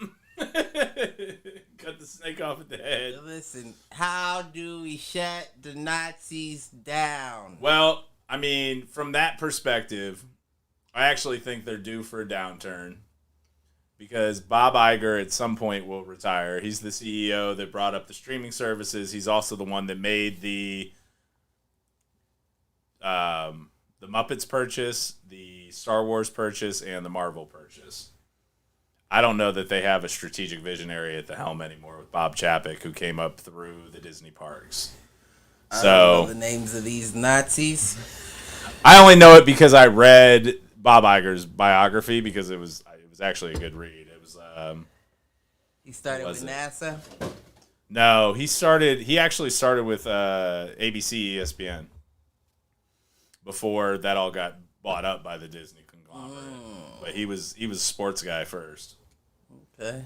Yeah, it's actually, I know not always your thing, but that book, I actually think you would enjoy it too, because it does go into some of like the background around like why he thought Disney Plus was important. Like he basically started building Disney Plus and the idea for Disney Plus when Netflix popped, where a lot of people were playing catch up the whole time.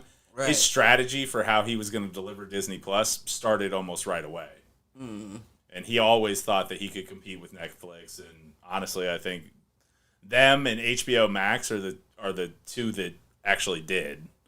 Amazon Prime kinda. Hulu's different because it's a bunch of the networks that actually funded Hulu. All right. Which is why like all your standard like network TV shows are on there, etc. Right. So, but yeah.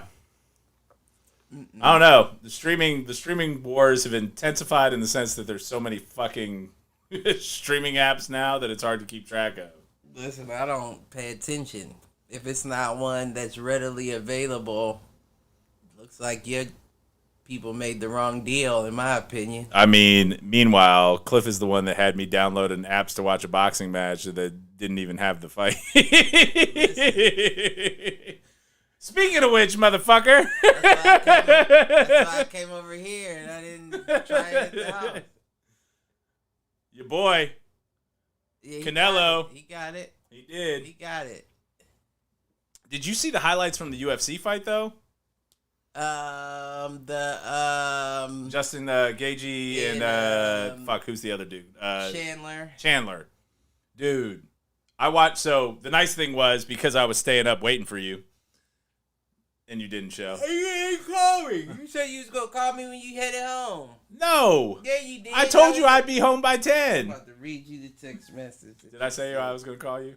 It's possible. I thought I just said I'd be home around 10. I'd be home before 10.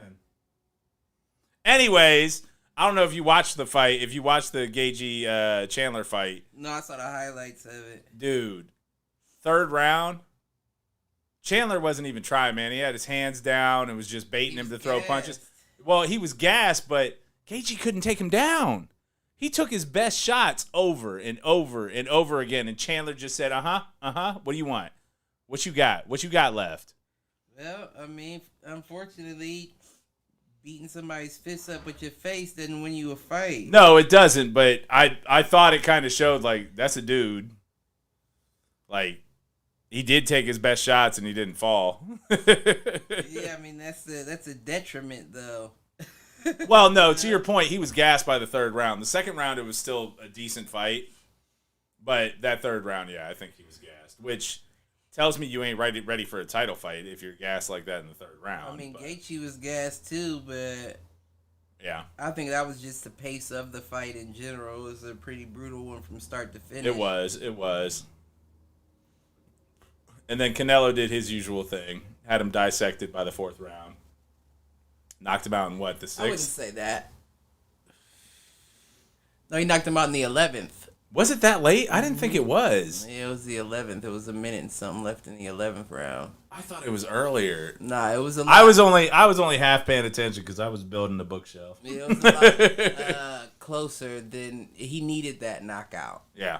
If he cemented himself with that knockout. Yeah, if he didn't get that knockout, he still could have won on decision. Malcolm, you are not in the chat. Yeah, you are not on the Zoom. Don't give me this shit that I won't let you in. He still could have won on decision, but it would have been dangerous. Like I said, I could have seen it. Like, I don't know if you were on that hit the shot. You weren't. I wasn't. But, I said I could have definitely saw that going to draw if he had it going to decision. Uh-oh. Uh-oh what? Uh-oh.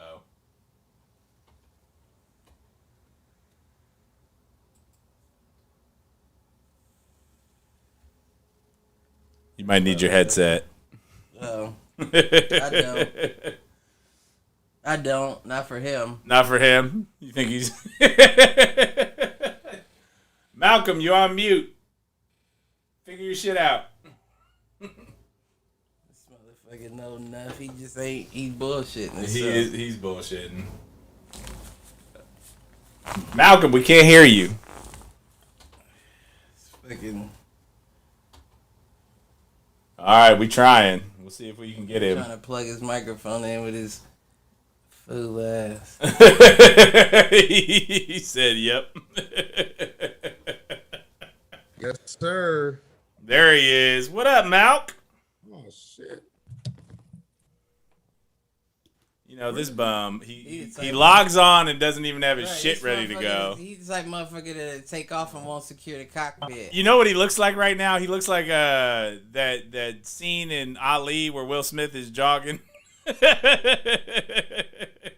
the gray hoodie. And Should have framed that better. Should have framed that.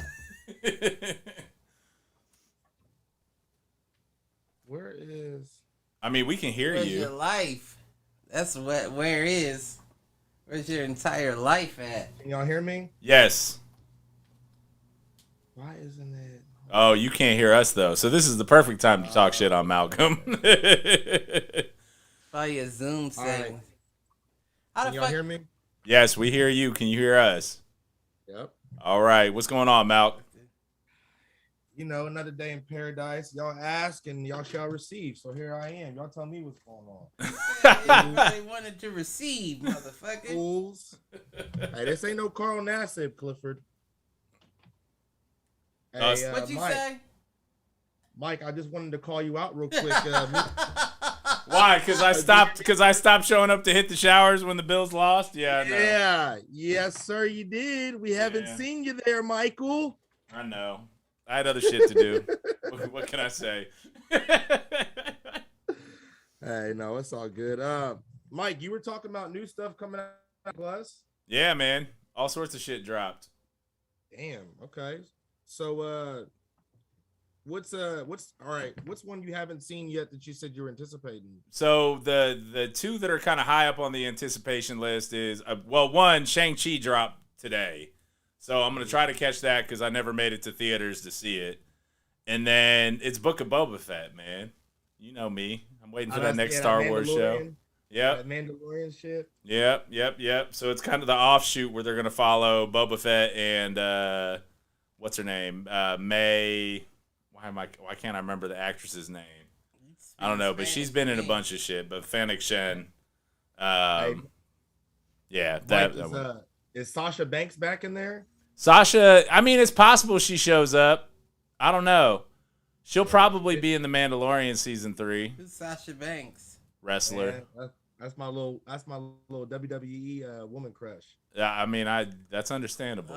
Is that the one chick with the afro? Hell no, that's No. Naomi Cliff. Come on now, that's Naomi. But now she's like this little Latino chick. She's actually related to Snoop Dogg. Fun fact, the girl I'm talking about. Yeah. But I see her. shit, man. Mike, I heard you in the beginning say it's been a long week, man. It's been a hell of a week. Yeah. How's the life of a business analyst? Man, listen. And trying to put out some fires this week. Mike, Cliff knows I had some family drama. Oh. Mother and daughter. So I guess mother and daughter-in-law.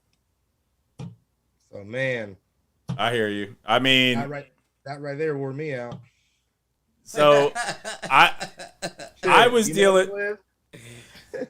Listen. I got to talk to you about something after the show, Cliff, but I will share something in a nondescript fashion.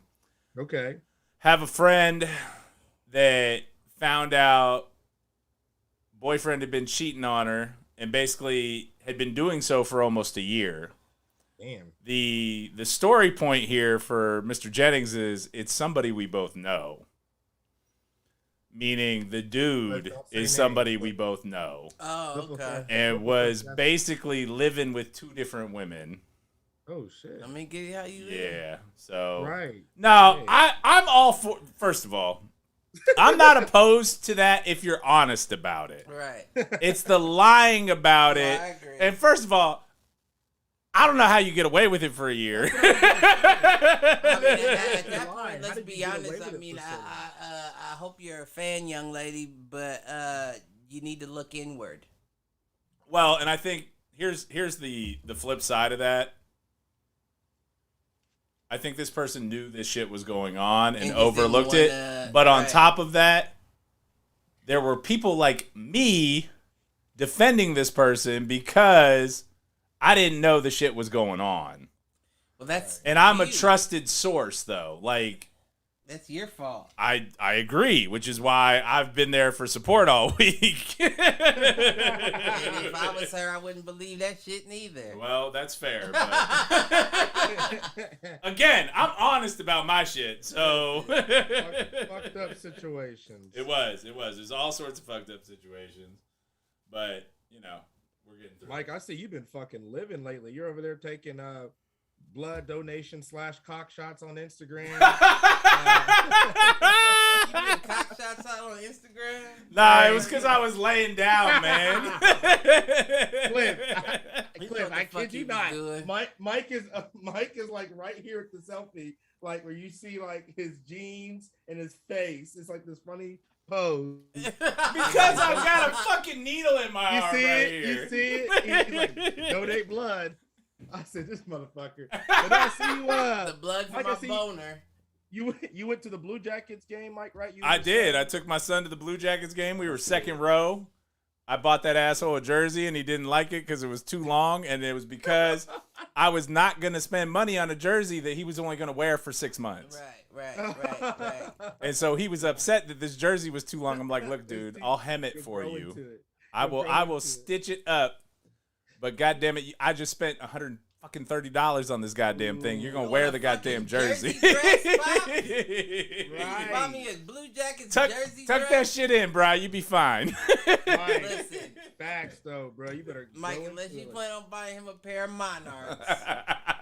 He said Monarchs. Don't hate my Monarchs. You better not have that. I told you, I found the Chucks. I found the Tims. I'm getting my old style back. I'm still wearing. Shit! I'm still. Mike going through a crisis. Well, no, it gets better. Malk, did you hear at the beginning what I'm doing next Wednesday? At least it happened before me. Oh, I'm getting the ink, baby. You're getting added? Yes, sir. Who are you going to? Cliff, who are you going to? Sacred Hand over here on Parsons. Man, hey. What you gonna get They're tatted, a Christian Mike? tattoo shop. So yeah. Actually, I'm getting Reggie across the back with like a jersey. Nah, that's not what I'm doing. I was about to say that's kind of dope though too. Yeah, no, that's the third one. No. He's planning them out. The first one is gonna be a profile shot of a wolf, and around it there's gonna be script that I'm not sure how it's gonna play out yet because dude is working on it, but it's gonna say the lone wolf survives, but in the pack he thrives. And then on the other arm is gonna be probably a Celtic sailor's knot and my son's name and birthday. That's dope. Once you get that first one, Mike, shit, Cliff know better than both of us, man. You ready to go back after that. I know, and I know it's an expensive habit. Yeah. I haven't been back since July. But you know, I needed something for this transition period in my life, and I just bought a car last year, so right. Fuck it. He's like, what can I do now? Must be nice, life, Jenny. Shit. That's what I'm saying. Must be I'm trying to be like, hey, what's that movie, Like Mike? Y'all remember that movie, Like Mike, with Bow Wow and whoever else in it? I'm trying to be like Mike. Just remember, I'm losing half my shit right now, so I don't know how much you want to be like me. I take that half, and I bet that's more but Mike, I'll tell you this: coming from my dad, who is I think 52 now, went through divorce with my mom in 2009. He went through that, of course, and he said he's back better than ever now, man. So you still got plenty of time to, dude, I'm living my life right now. It's all good. Right. And Mike, knowing you, I know your 401k is probably out of this world anyway, so you'll be all right. We'll see after that gets cut in half. You don't need a 401k when you getting the check for it every 2 weeks. The fuck? Hey, Mike the man. Mike will make that shit back either way. I know he fucking will. Well, that's part of the reason why I was so giving in all this shit. I'm like, I'll take all the debt. You can keep your car. You can keep the house. All I want out is the mortgage. And outside of that, if you want to split everything else 50-50, go for it, because I'll bounce back quicker than you will. So I know I'm late to the party, Mike, but your I guess soon to be ex mother-in-law was in your house that you're back. Oh yes. There was some drama there. Yes. Oh shit! I was just thinking, did you have to put the bags on the front lawn? No. Was it like mutual? What I did was I gave her 30 days to get the fuck out. Okay, that's nice. Okay. I mean, at the end of the day, I was living in the guest room at the house in Bexley for almost a month. Oh, so that was a favor. Uh-huh. I felt it was the right thing to do. It was the right thing to do. I don't know if I don't know that I would have. If if I could do it again, I don't know that I would also pay for her fucking move. But damn, bro. I mean, nah. You got it. Get the fuck out. If that's right. what I gotta do, get the fuck out. Well, and that was kind of the attitude. And I don't mean that with any disdain. I'm just saying, like, get the fuck out. Like, right. I'm not about to be inconvenienced in a situation where I'm paying for both houses for real. No, I'm still paying for both houses. Damn, but you're not inconvenienced anymore. That's true. I can come and go as I please. Right. I have nights that are to myself. Right. Like, that's what it. And listen, ain't nothing like that. I don't give a fuck. Motherfuckers like being a dad, but Cliff is stupid. I love not having to worry about anybody waking up. I don't even worry about myself half the time. Right. So to think about somebody else in the midst of this chaos. No doubt. Well, and I mean, it's 50-50, right? Like, yes, during football season, I only had him 1 day a week. Football season's over. I've got him Thursdays through Sunday morning now. So see, I'm trying to figure something out before I kidnap mine. Yeah, she's older now. She's getting old, especially her. Yeah, she's getting older now. So, and you know she's fair-skinned too. So if I pull up to her school and snatch her ass up, somebody's Mike, tell them. But call. the moment they see Cliff and look at Carmen, they're gonna be like, "Nah, they know me, but they knew me when they know me as soon as I walk in." Well, and the flip side is you two look alike. Walk in, they say, "Karma, right. Your father." They're twins. Yeah, they are twins, man. Hurry up before we have to talk to them. Yo, you know if you go, actually, it's funny. I will find it because I know I had it during the move. I've got yearbooks from when Cliff was Karma's age. They look the same. Right, y'all go way back. They look the same. They look. I mean, I have baby pictures of Cliff that look like Karma. So we talking preschool, kindergarten shit. Yeah. Mike got the way back on you, Cliff. His family probably took more pictures than mine. Yeah, you're probably not wrong. You know what? That's the sad part. But I mean, more pictures. My grandma used to take pictures, but I mean, shit. This was kind of like 30 years for us. Yeah, I bet. Like this year. Because I was 5 when I went to Mansion.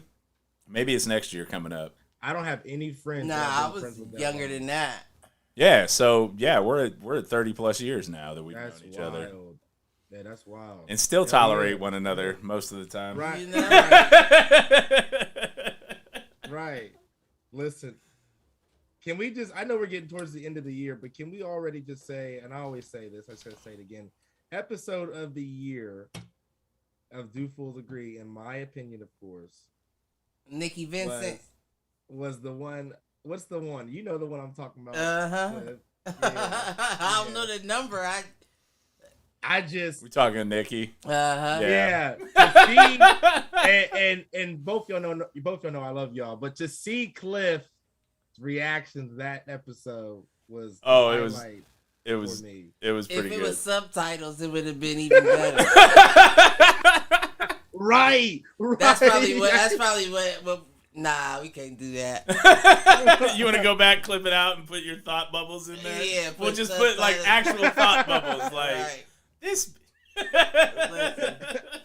That was. He said, "I'm sorry, I'm not gonna recap that episode." I almost did a Cliff line for that. Listen, But I just nah, man. I feel like it's been a pretty good year for the shows overall. Proud of the progress, man. See how much further we can all take it in 2022. you know. So we'll definitely have to set up a meet. Mike, now that you kind of have, I don't want to say a freer schedule because I'm sure your schedule is still very busy, but when you get time, we all still need to do our, meet up. Our summit. Mm-hmm. Yep. I like that. We got to set that up soon. Are we, I'm trying to think. So, Mike, Cliff said you guys had a pretty good episode last week. I only saw Mike, I got on as you guys were getting off. I was so pissed. I was like, damn. Yeah. You literally were like wrapping up as I. Motherfucker, you know what time it's right. It's not different. We're back to our normal schedule now, so it's every Friday, 9:15. I don't got no excuses. Listen, I can't even keep track. Listen, this time change, everything's got me messed up. Everything now. I didn't even know the time changed until it was just so light at 7:00, and I woke up that day like, oh my fucking gosh, am I late? Right. Clock is all messed. Yep. Well, and I mean, anymore, all that shit changes over automatically, except the one that throws me off is my car when my phone is plugged in is not the same as my car when my phone is not plugged in, and I had to figure out to go back and change the settings because it threw me off the first day I hopped in. I'm like, I stopped. Wait a minute. Right. And my car still says 3. I think 3, or whatever it is. Right. I'm so mad. I had an inadvertent thought all week that I wanted to ask to both of you about, and I can't think of what it was now. Son of a bitch. Is it what makes you gay? We love everybody. We do love everybody. Cliff, he said, "What?" Look, hey, we should start having like the after dark version of Do Fools. Like it runs, the regular version runs from this time to this time, then the after dark runs from a certain time. I mean, that's what we used to do. We used to do the after show with the call in, still live, but that might get me in trouble now. So, are you? I'm trying to think. Are you? Yeah, as far as guests goes, you guys have any like things coming up where you guys? I don't think we've scheduled any guests yet. We're just getting back into the swing of shit. Yeah, yeah. I mean, we're probably due for. I could set something up with Luke. He's always entertaining. Lucas. Is that the one that talked about his vasectomy? Because if it's him, he's fucking hilarious. Oh no, he's fucking hilarious, and he's hilarious. It's always shit with him, man. Like, oh my goodness, and that's the tame version of him. Really, that's the tame version of him. You should hear the shit that gets said like in the coach's locker room and shit. Like, dude. Yeah, Luke's my guy. What is going on?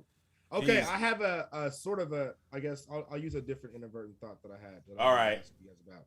So this whole daylight savings time changing by an hour, do you guys feel like, for example, the most recent time change, that it gets dark like 4 or 5 hours faster than it normally would, or is it just me that notices like basically it's supposed to be off by an hour, but it seems like it's off. Right. It does. Well, it's because it happens while the days are also getting shorter. Well, you know what I think it is that the past couple of days have been stormy too. Yeah, so it's even more. True. Because you are right. Like it has been cloudy since the time like change. 4 o'clock it starts getting dark, and I'm like, what the fuck is going on? Bedtime? Right.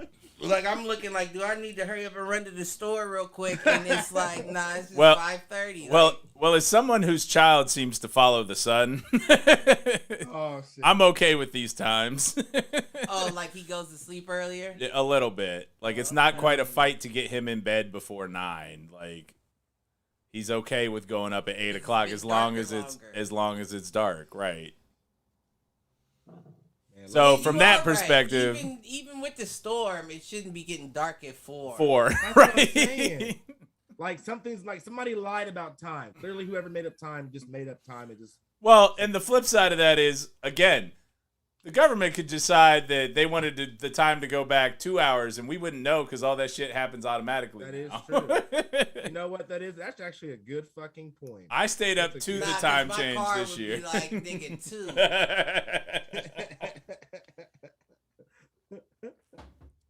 And you just convince yourself that it got wrong somehow. See, it's the broke people. That's why they try to wipe true. us out. The broke people don't got the shit that updates and Wi-Fi connected. That's true. Right. We right know what's good. And we be like, Mike nah, this ain't right. And y'all be like, you crazy. Hey, like I said, mine's fine if my phone's plugged in, but if it's not, I gotta change that. The worst was the Jeep, man. The Jeep, I don't know what it did, but it lost time. Like, it would lose a couple minutes every day. That's how mine does. That's how mine does. I remember right before I sold the damn thing, it was probably 25 minutes off. I have no idea how that happened. 60 seconds is different on every device, though. That's true. Which is why I think you see so much shit that's driven by satellite now to try to keep the world in sync, but also where they can make their play. Play's been made, baby. They'll get you on the spring forward. Moves on you. Ooh, I got a question for you too. All right, what you got? So it's a gamer question. Is it how you know if you're gay? See, there you go. Look, there you go. Cliff on that. I was gonna say, Cliff's on that bullshit tonight. That Call of Duty Vanguard. Have y'all seen that yet, or checked it out or anything? I think I saw the trailer or whatever, but it looks cool. Mike Brown, of course, got it on Xbox. I watched him play it last weekend. Okay, it looks cool. Looks cool. I might get it. I haven't. Me and first person shooters online, I can't do. I suck. I mean, my son is whooping me in Splatoon on Nintendo Switch right now. So, oh, I gotta get that. I gotta switch, Mike. What's it called? You said Splatoon. What's that? Yeah, so it's basically, I call it the gateway drug to first person shooters because it's all under the guise of like kind of paintball guns, but like there's snipers, there's like paintbrushes, there's Gatling guns, there's. I know what you're talking about. Yeah. I did. It's not the same thing, but they got that on the VR. Okay. Same idea. Mm-hmm. Yeah. And it's fun, and he's playing it with his friends for the most part. And honestly, what's nice about it is that it's online, so like even when he's not here, he and I'll hop on the game sometimes and play against each other. That's cool. Yeah. And that's probably the only thing that we could do that with right now. Right. Game, yeah. That's cool. So you have the Switch at home and. Yeah, so I let him keep my old one, and then when I moved, I bought one so that he and I could play at the same time, play against each other, and that kind of stuff. And with a game like Splatoon, you can't be on the same device for multiplayer. It's got to be different devices. So it works out. Yeah. See, Mike, you're already off to a good start. You left the Switch behind, and you said you moved, paid all those fees, and still bought another Switch. Mike. See, you ain't doing too bad. I'm doing all right. I won't lie. Hey, I'm good. Mike, you been back in the gym? Yeah, man. Slowly but surely. It's not been pretty the last couple times. That's why all my Instagram photos are still shots instead of weightlifting videos. I'm not back there yet. Dick shot. That's the only muscle I'm working at the moment. You and me both. Not me. Just you. That was for you. Yeah. Cliff said every month is No Nut November for him. There you go. I mean, that was 4 years of my life. So My last couple cost me, so I gotta play it cool. I gotta play it cool for at least the next quarter. Right. We'll have problems again after that. Oh my gosh, Mike's letting loose. Allegedly. Wait, where's the button? Allegedly. Listen, the The lawyer lady up there in the booth is telling me to say allegedly. So I'm gonna say it. Oh, goodness gracious. Angie in the chat saying that she's heard good things about Call of Duty. So Who's Ange? Yeah. Someone in the chat. From earlier, so I didn't piss you off. Thank No. you. Might have to check that Call of Duty. Uh, You know what? I'll play it, but I won't buy it. Because I always buy Call of Duty. I always buy them, and I play it for exactly 3 days. And then you're over it? Yeah. Play it again. Well, does it? It won't show up on... Yeah, because it's Activision, so it won't show... Well, actually, is it Activision anymore? I have no idea. Just don't get that... What's that one we were playing, Cliff? Back in the day.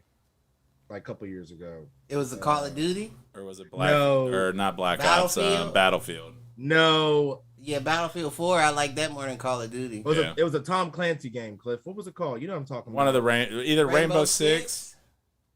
No, we thought it was cool at first, and then we was off of it. Oh, it was the one that... I know which one you're talking... Division. There you go. Yes. That fucking game. Mike, you played that game? No, I don't think I did. It's all right. It was cool at first. Remember, there was something that turned us off about it, though. I mean, I played it more than you did, but... Yeah, for sure. You was ranked up way higher. See, that's my problem with those games. Like, let's be real. Let's be real.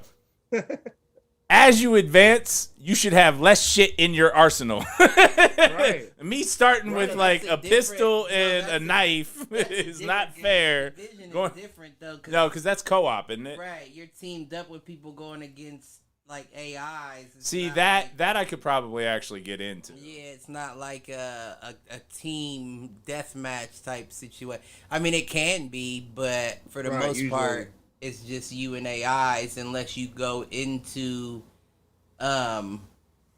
what's it called?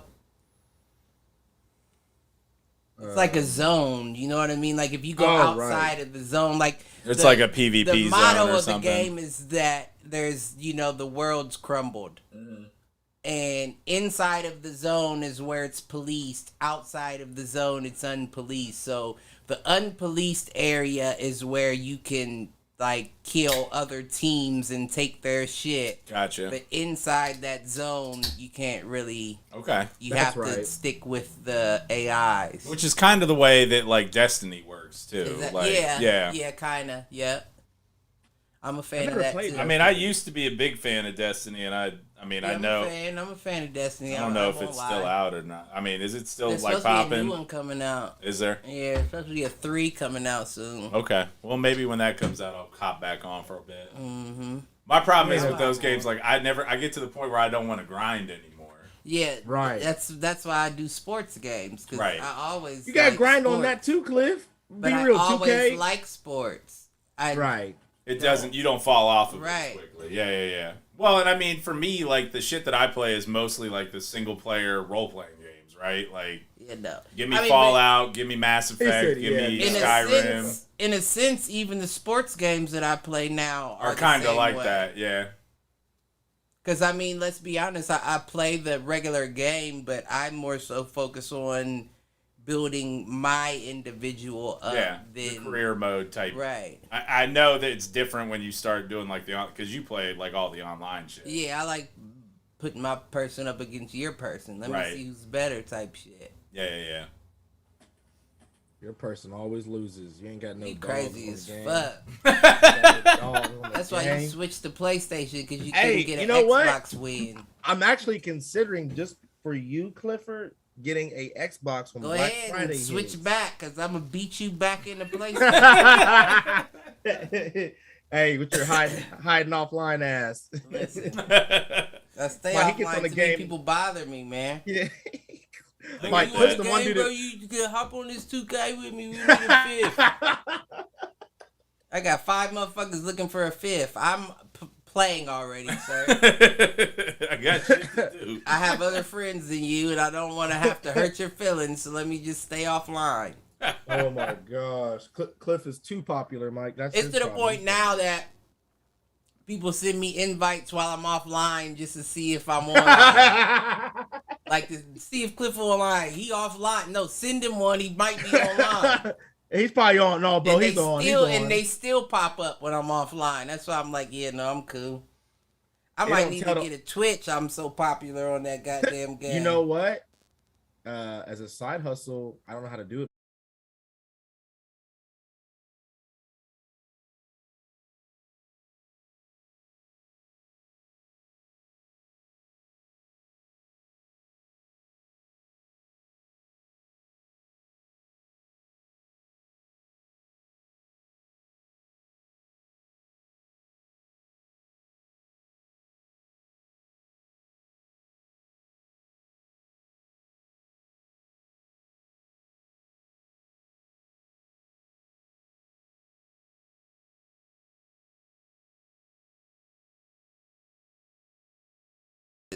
The sticks. Okay. Like you punch with the sticks. Gotcha. And UFC, that's your grappling, Right? And shit, so that makes sense. I like those games, and I'm just terrible at UFC and the boxing. You know, it's been a minute. I haven't played the boxing in a long time. UFC, I can usually get back into, and I'm usually because I focus on the shit that people hate, like the grappling. Right. Yeah, especially. I'm all about getting you to the ground and getting to full mount and just finishing the fight. Right. He's not good enough.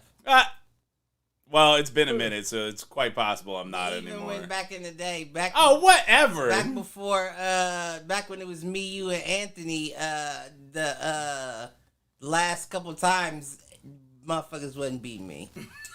We should have a gaming tournament. We should all pick a game that we like or we think we'll like, and do a gaming tournament one day. I mean, we could do that. You Record should all it. Save your money and time. Cliff, you ain't played me, especially that sports game. You ain't played me at least in a year. I think maybe a year or two, maybe just a year. You suck. You've been dodging me in sports games for a minute. We used to play all the time. You went to PlayStation, right? Because you wasn't doing shit. Because at that time, you wasn't. You took a break from games. You wasn't really on there like that.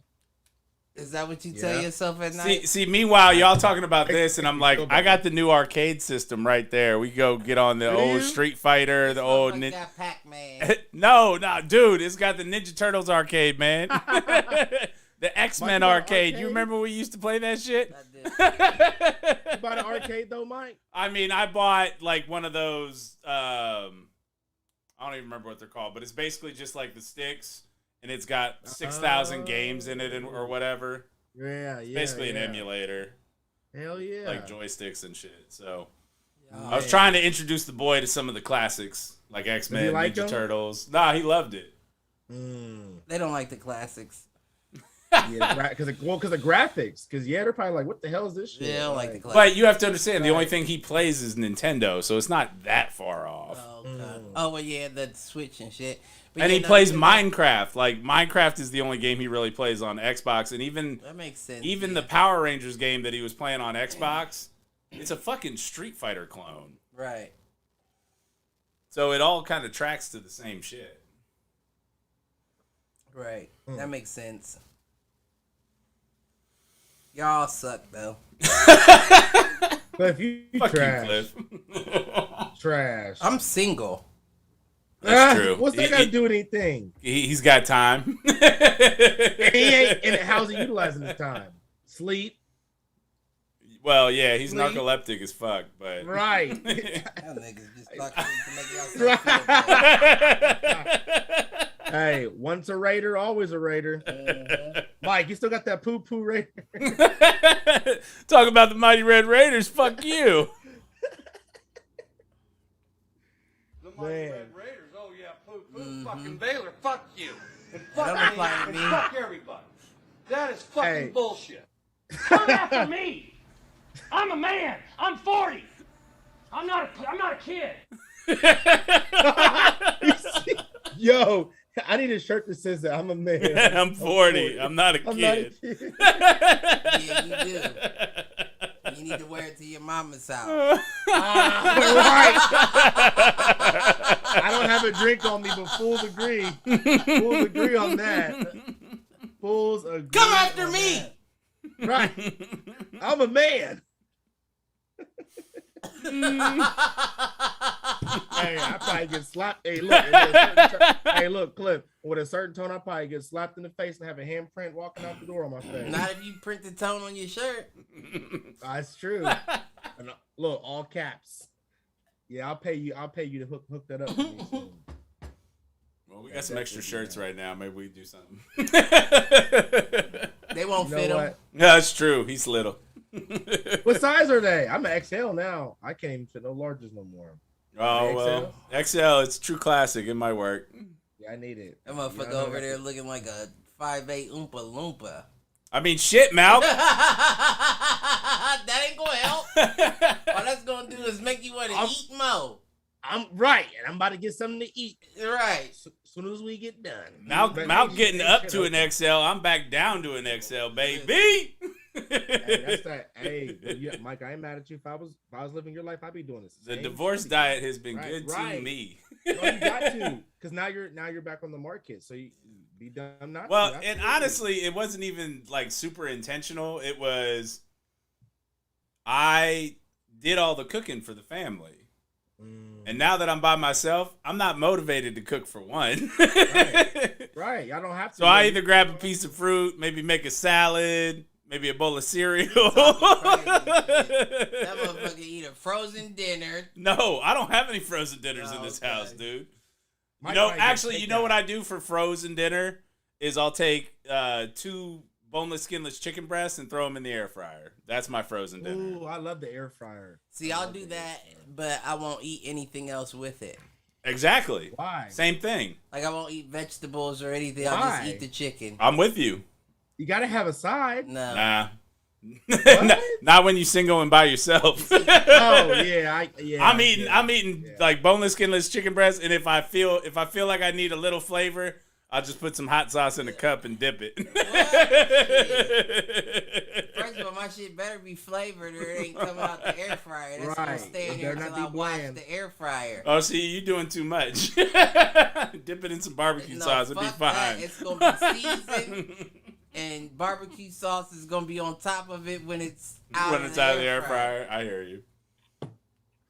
Well, and when I'm actually doing something, that's what I'll do. But like, if I'm just hungry. You know, I can't just I'll do all that. Chicken in there. I need some season. Well, you got to remember, like when we were in the football house in college, that's all we did, man. Is we buy up like those 40-pound bags of boneless, skinless chicken breasts from Costco, throw them bitches on the grill, and like put them in a sandwich. Not seasoned nothing. It was grilled. Nope, we didn't. What? White. I was gonna say, Cliff. I was about to say. That's true. That's white folks shit. That's white folks shit. They probably didn't season them, but I bet there was parsley on them. Like, don't have right, oregano, something, but no salt or pepper or seasoning salt. No, it's salt, pepper. If I'm feeling flavor, it's either a lemon pepper or or ginger. Well, we're getting there. I don't know about ginger, but I like ginger. I like that Asian flavor. Ginger is usually Asian. Okay. Do you like? Well, see, my whole thing is with like Asian flavors. I need a sauce. I don't disagree. Like a teriyaki, or I need like some sort of sauce. I need something on my chicken. Like if I don't have anything on my chicken and like I'm baking the chicken, I gotta put like Italian dressing. Like cut the slits in it and put Italian dressing in it, so it's. I do that more with pork, because I don't want it dry. No, I hear you. Well, that's the thing with the air. I mean, that's why I like the air fryer, especially now that I've kind of figured it out. Juicy in the middle. Yeah. It will. Mm-hmm. But you got to cook it lower temp. Well, my air fryer was passed down to me, and the buttons are off of it. I can only hit the middle button, which puts it on for 15 minutes. On what? I don't know. Defrost. It's probably 370. It's probably poultry. 370. It could be set for popcorn. I would not know. I just hit the middle. It says 15, and if it's not cooked, I keep hitting it until it's done. There you go. Well, that's been the Do Fools Agree Cooking Hour. You know? With special guest Malcolm. Well, listen, God bless me with that 401k paycheck. Then motherfucking fuck the air fryer. I'm hiring the chef. You know what? If I had the money, I definitely. I heard. Depending on who you go through, like some chefs aren't as expensive as others, obviously. Too. Yeah. Listen, I don't mean an actual person, chef. Oh. I get what are those blue meals or whatever, them pre-cooked home meals? Throw that shit on The ones something. that come in the packages. And Yep. some shit. A box of the meals. I ain't cooking shit. I got meals for the day. That's smart. You know what? That's a good investment. If I had the money, I would do something like that. Prepackaged meals that you may like. Yeah. Just eat that. Damn. Listen. Mm-mm-mm. But All right. Until then. Well, we're at about 2:20. And we've dropped the live stream at least twice, but, shit happens. hey, I don't know what happened last time. I just know, I don't know. Shit. That happened the other night, too. I meant to say something. It's a YouTube thing, man. And, I try to have the shit set so that, like, I can go back and replace it. It just takes time when you do that shit, so. I'll do it eventually. It is what it is. Right. Well, fools, appreciate y'all letting me get on the last few on No the show. problem. Definitely have to be back for a full show soon. Did you find out if you knew you were gay? You know what, Cliff? It turns out I am. After I met you, I wanted to confess my love today on the Dune. Oh, you better. Now that. You want to play that game, Cliff? Let's play, Carl Nassib. Hut hike.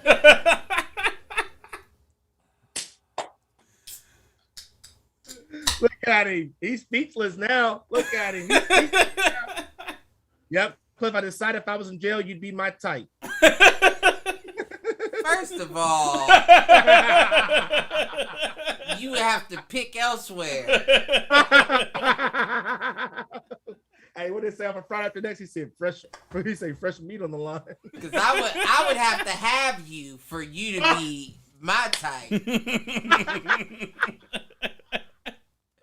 But my suggestion would be go look elsewhere before you get fucked up. Speaking of, as we end the show, Mike, tell me if you were there at my bachelor party when Cliff was drunk with a blanket on his head, talking about how he will slap I think I had bowed out at that point, Just so you know, Cliff, the anniversary for that video just came up. I remember that. Yeah, it popped up in your... I remember that. I just wanted to end on that note that, man. That's a good one to take us out on, Malk. All right, Cliff, what you got? Take us on out. You've left him. You know what the worst thing about rollerblading is? What? Telling your dad you're gay.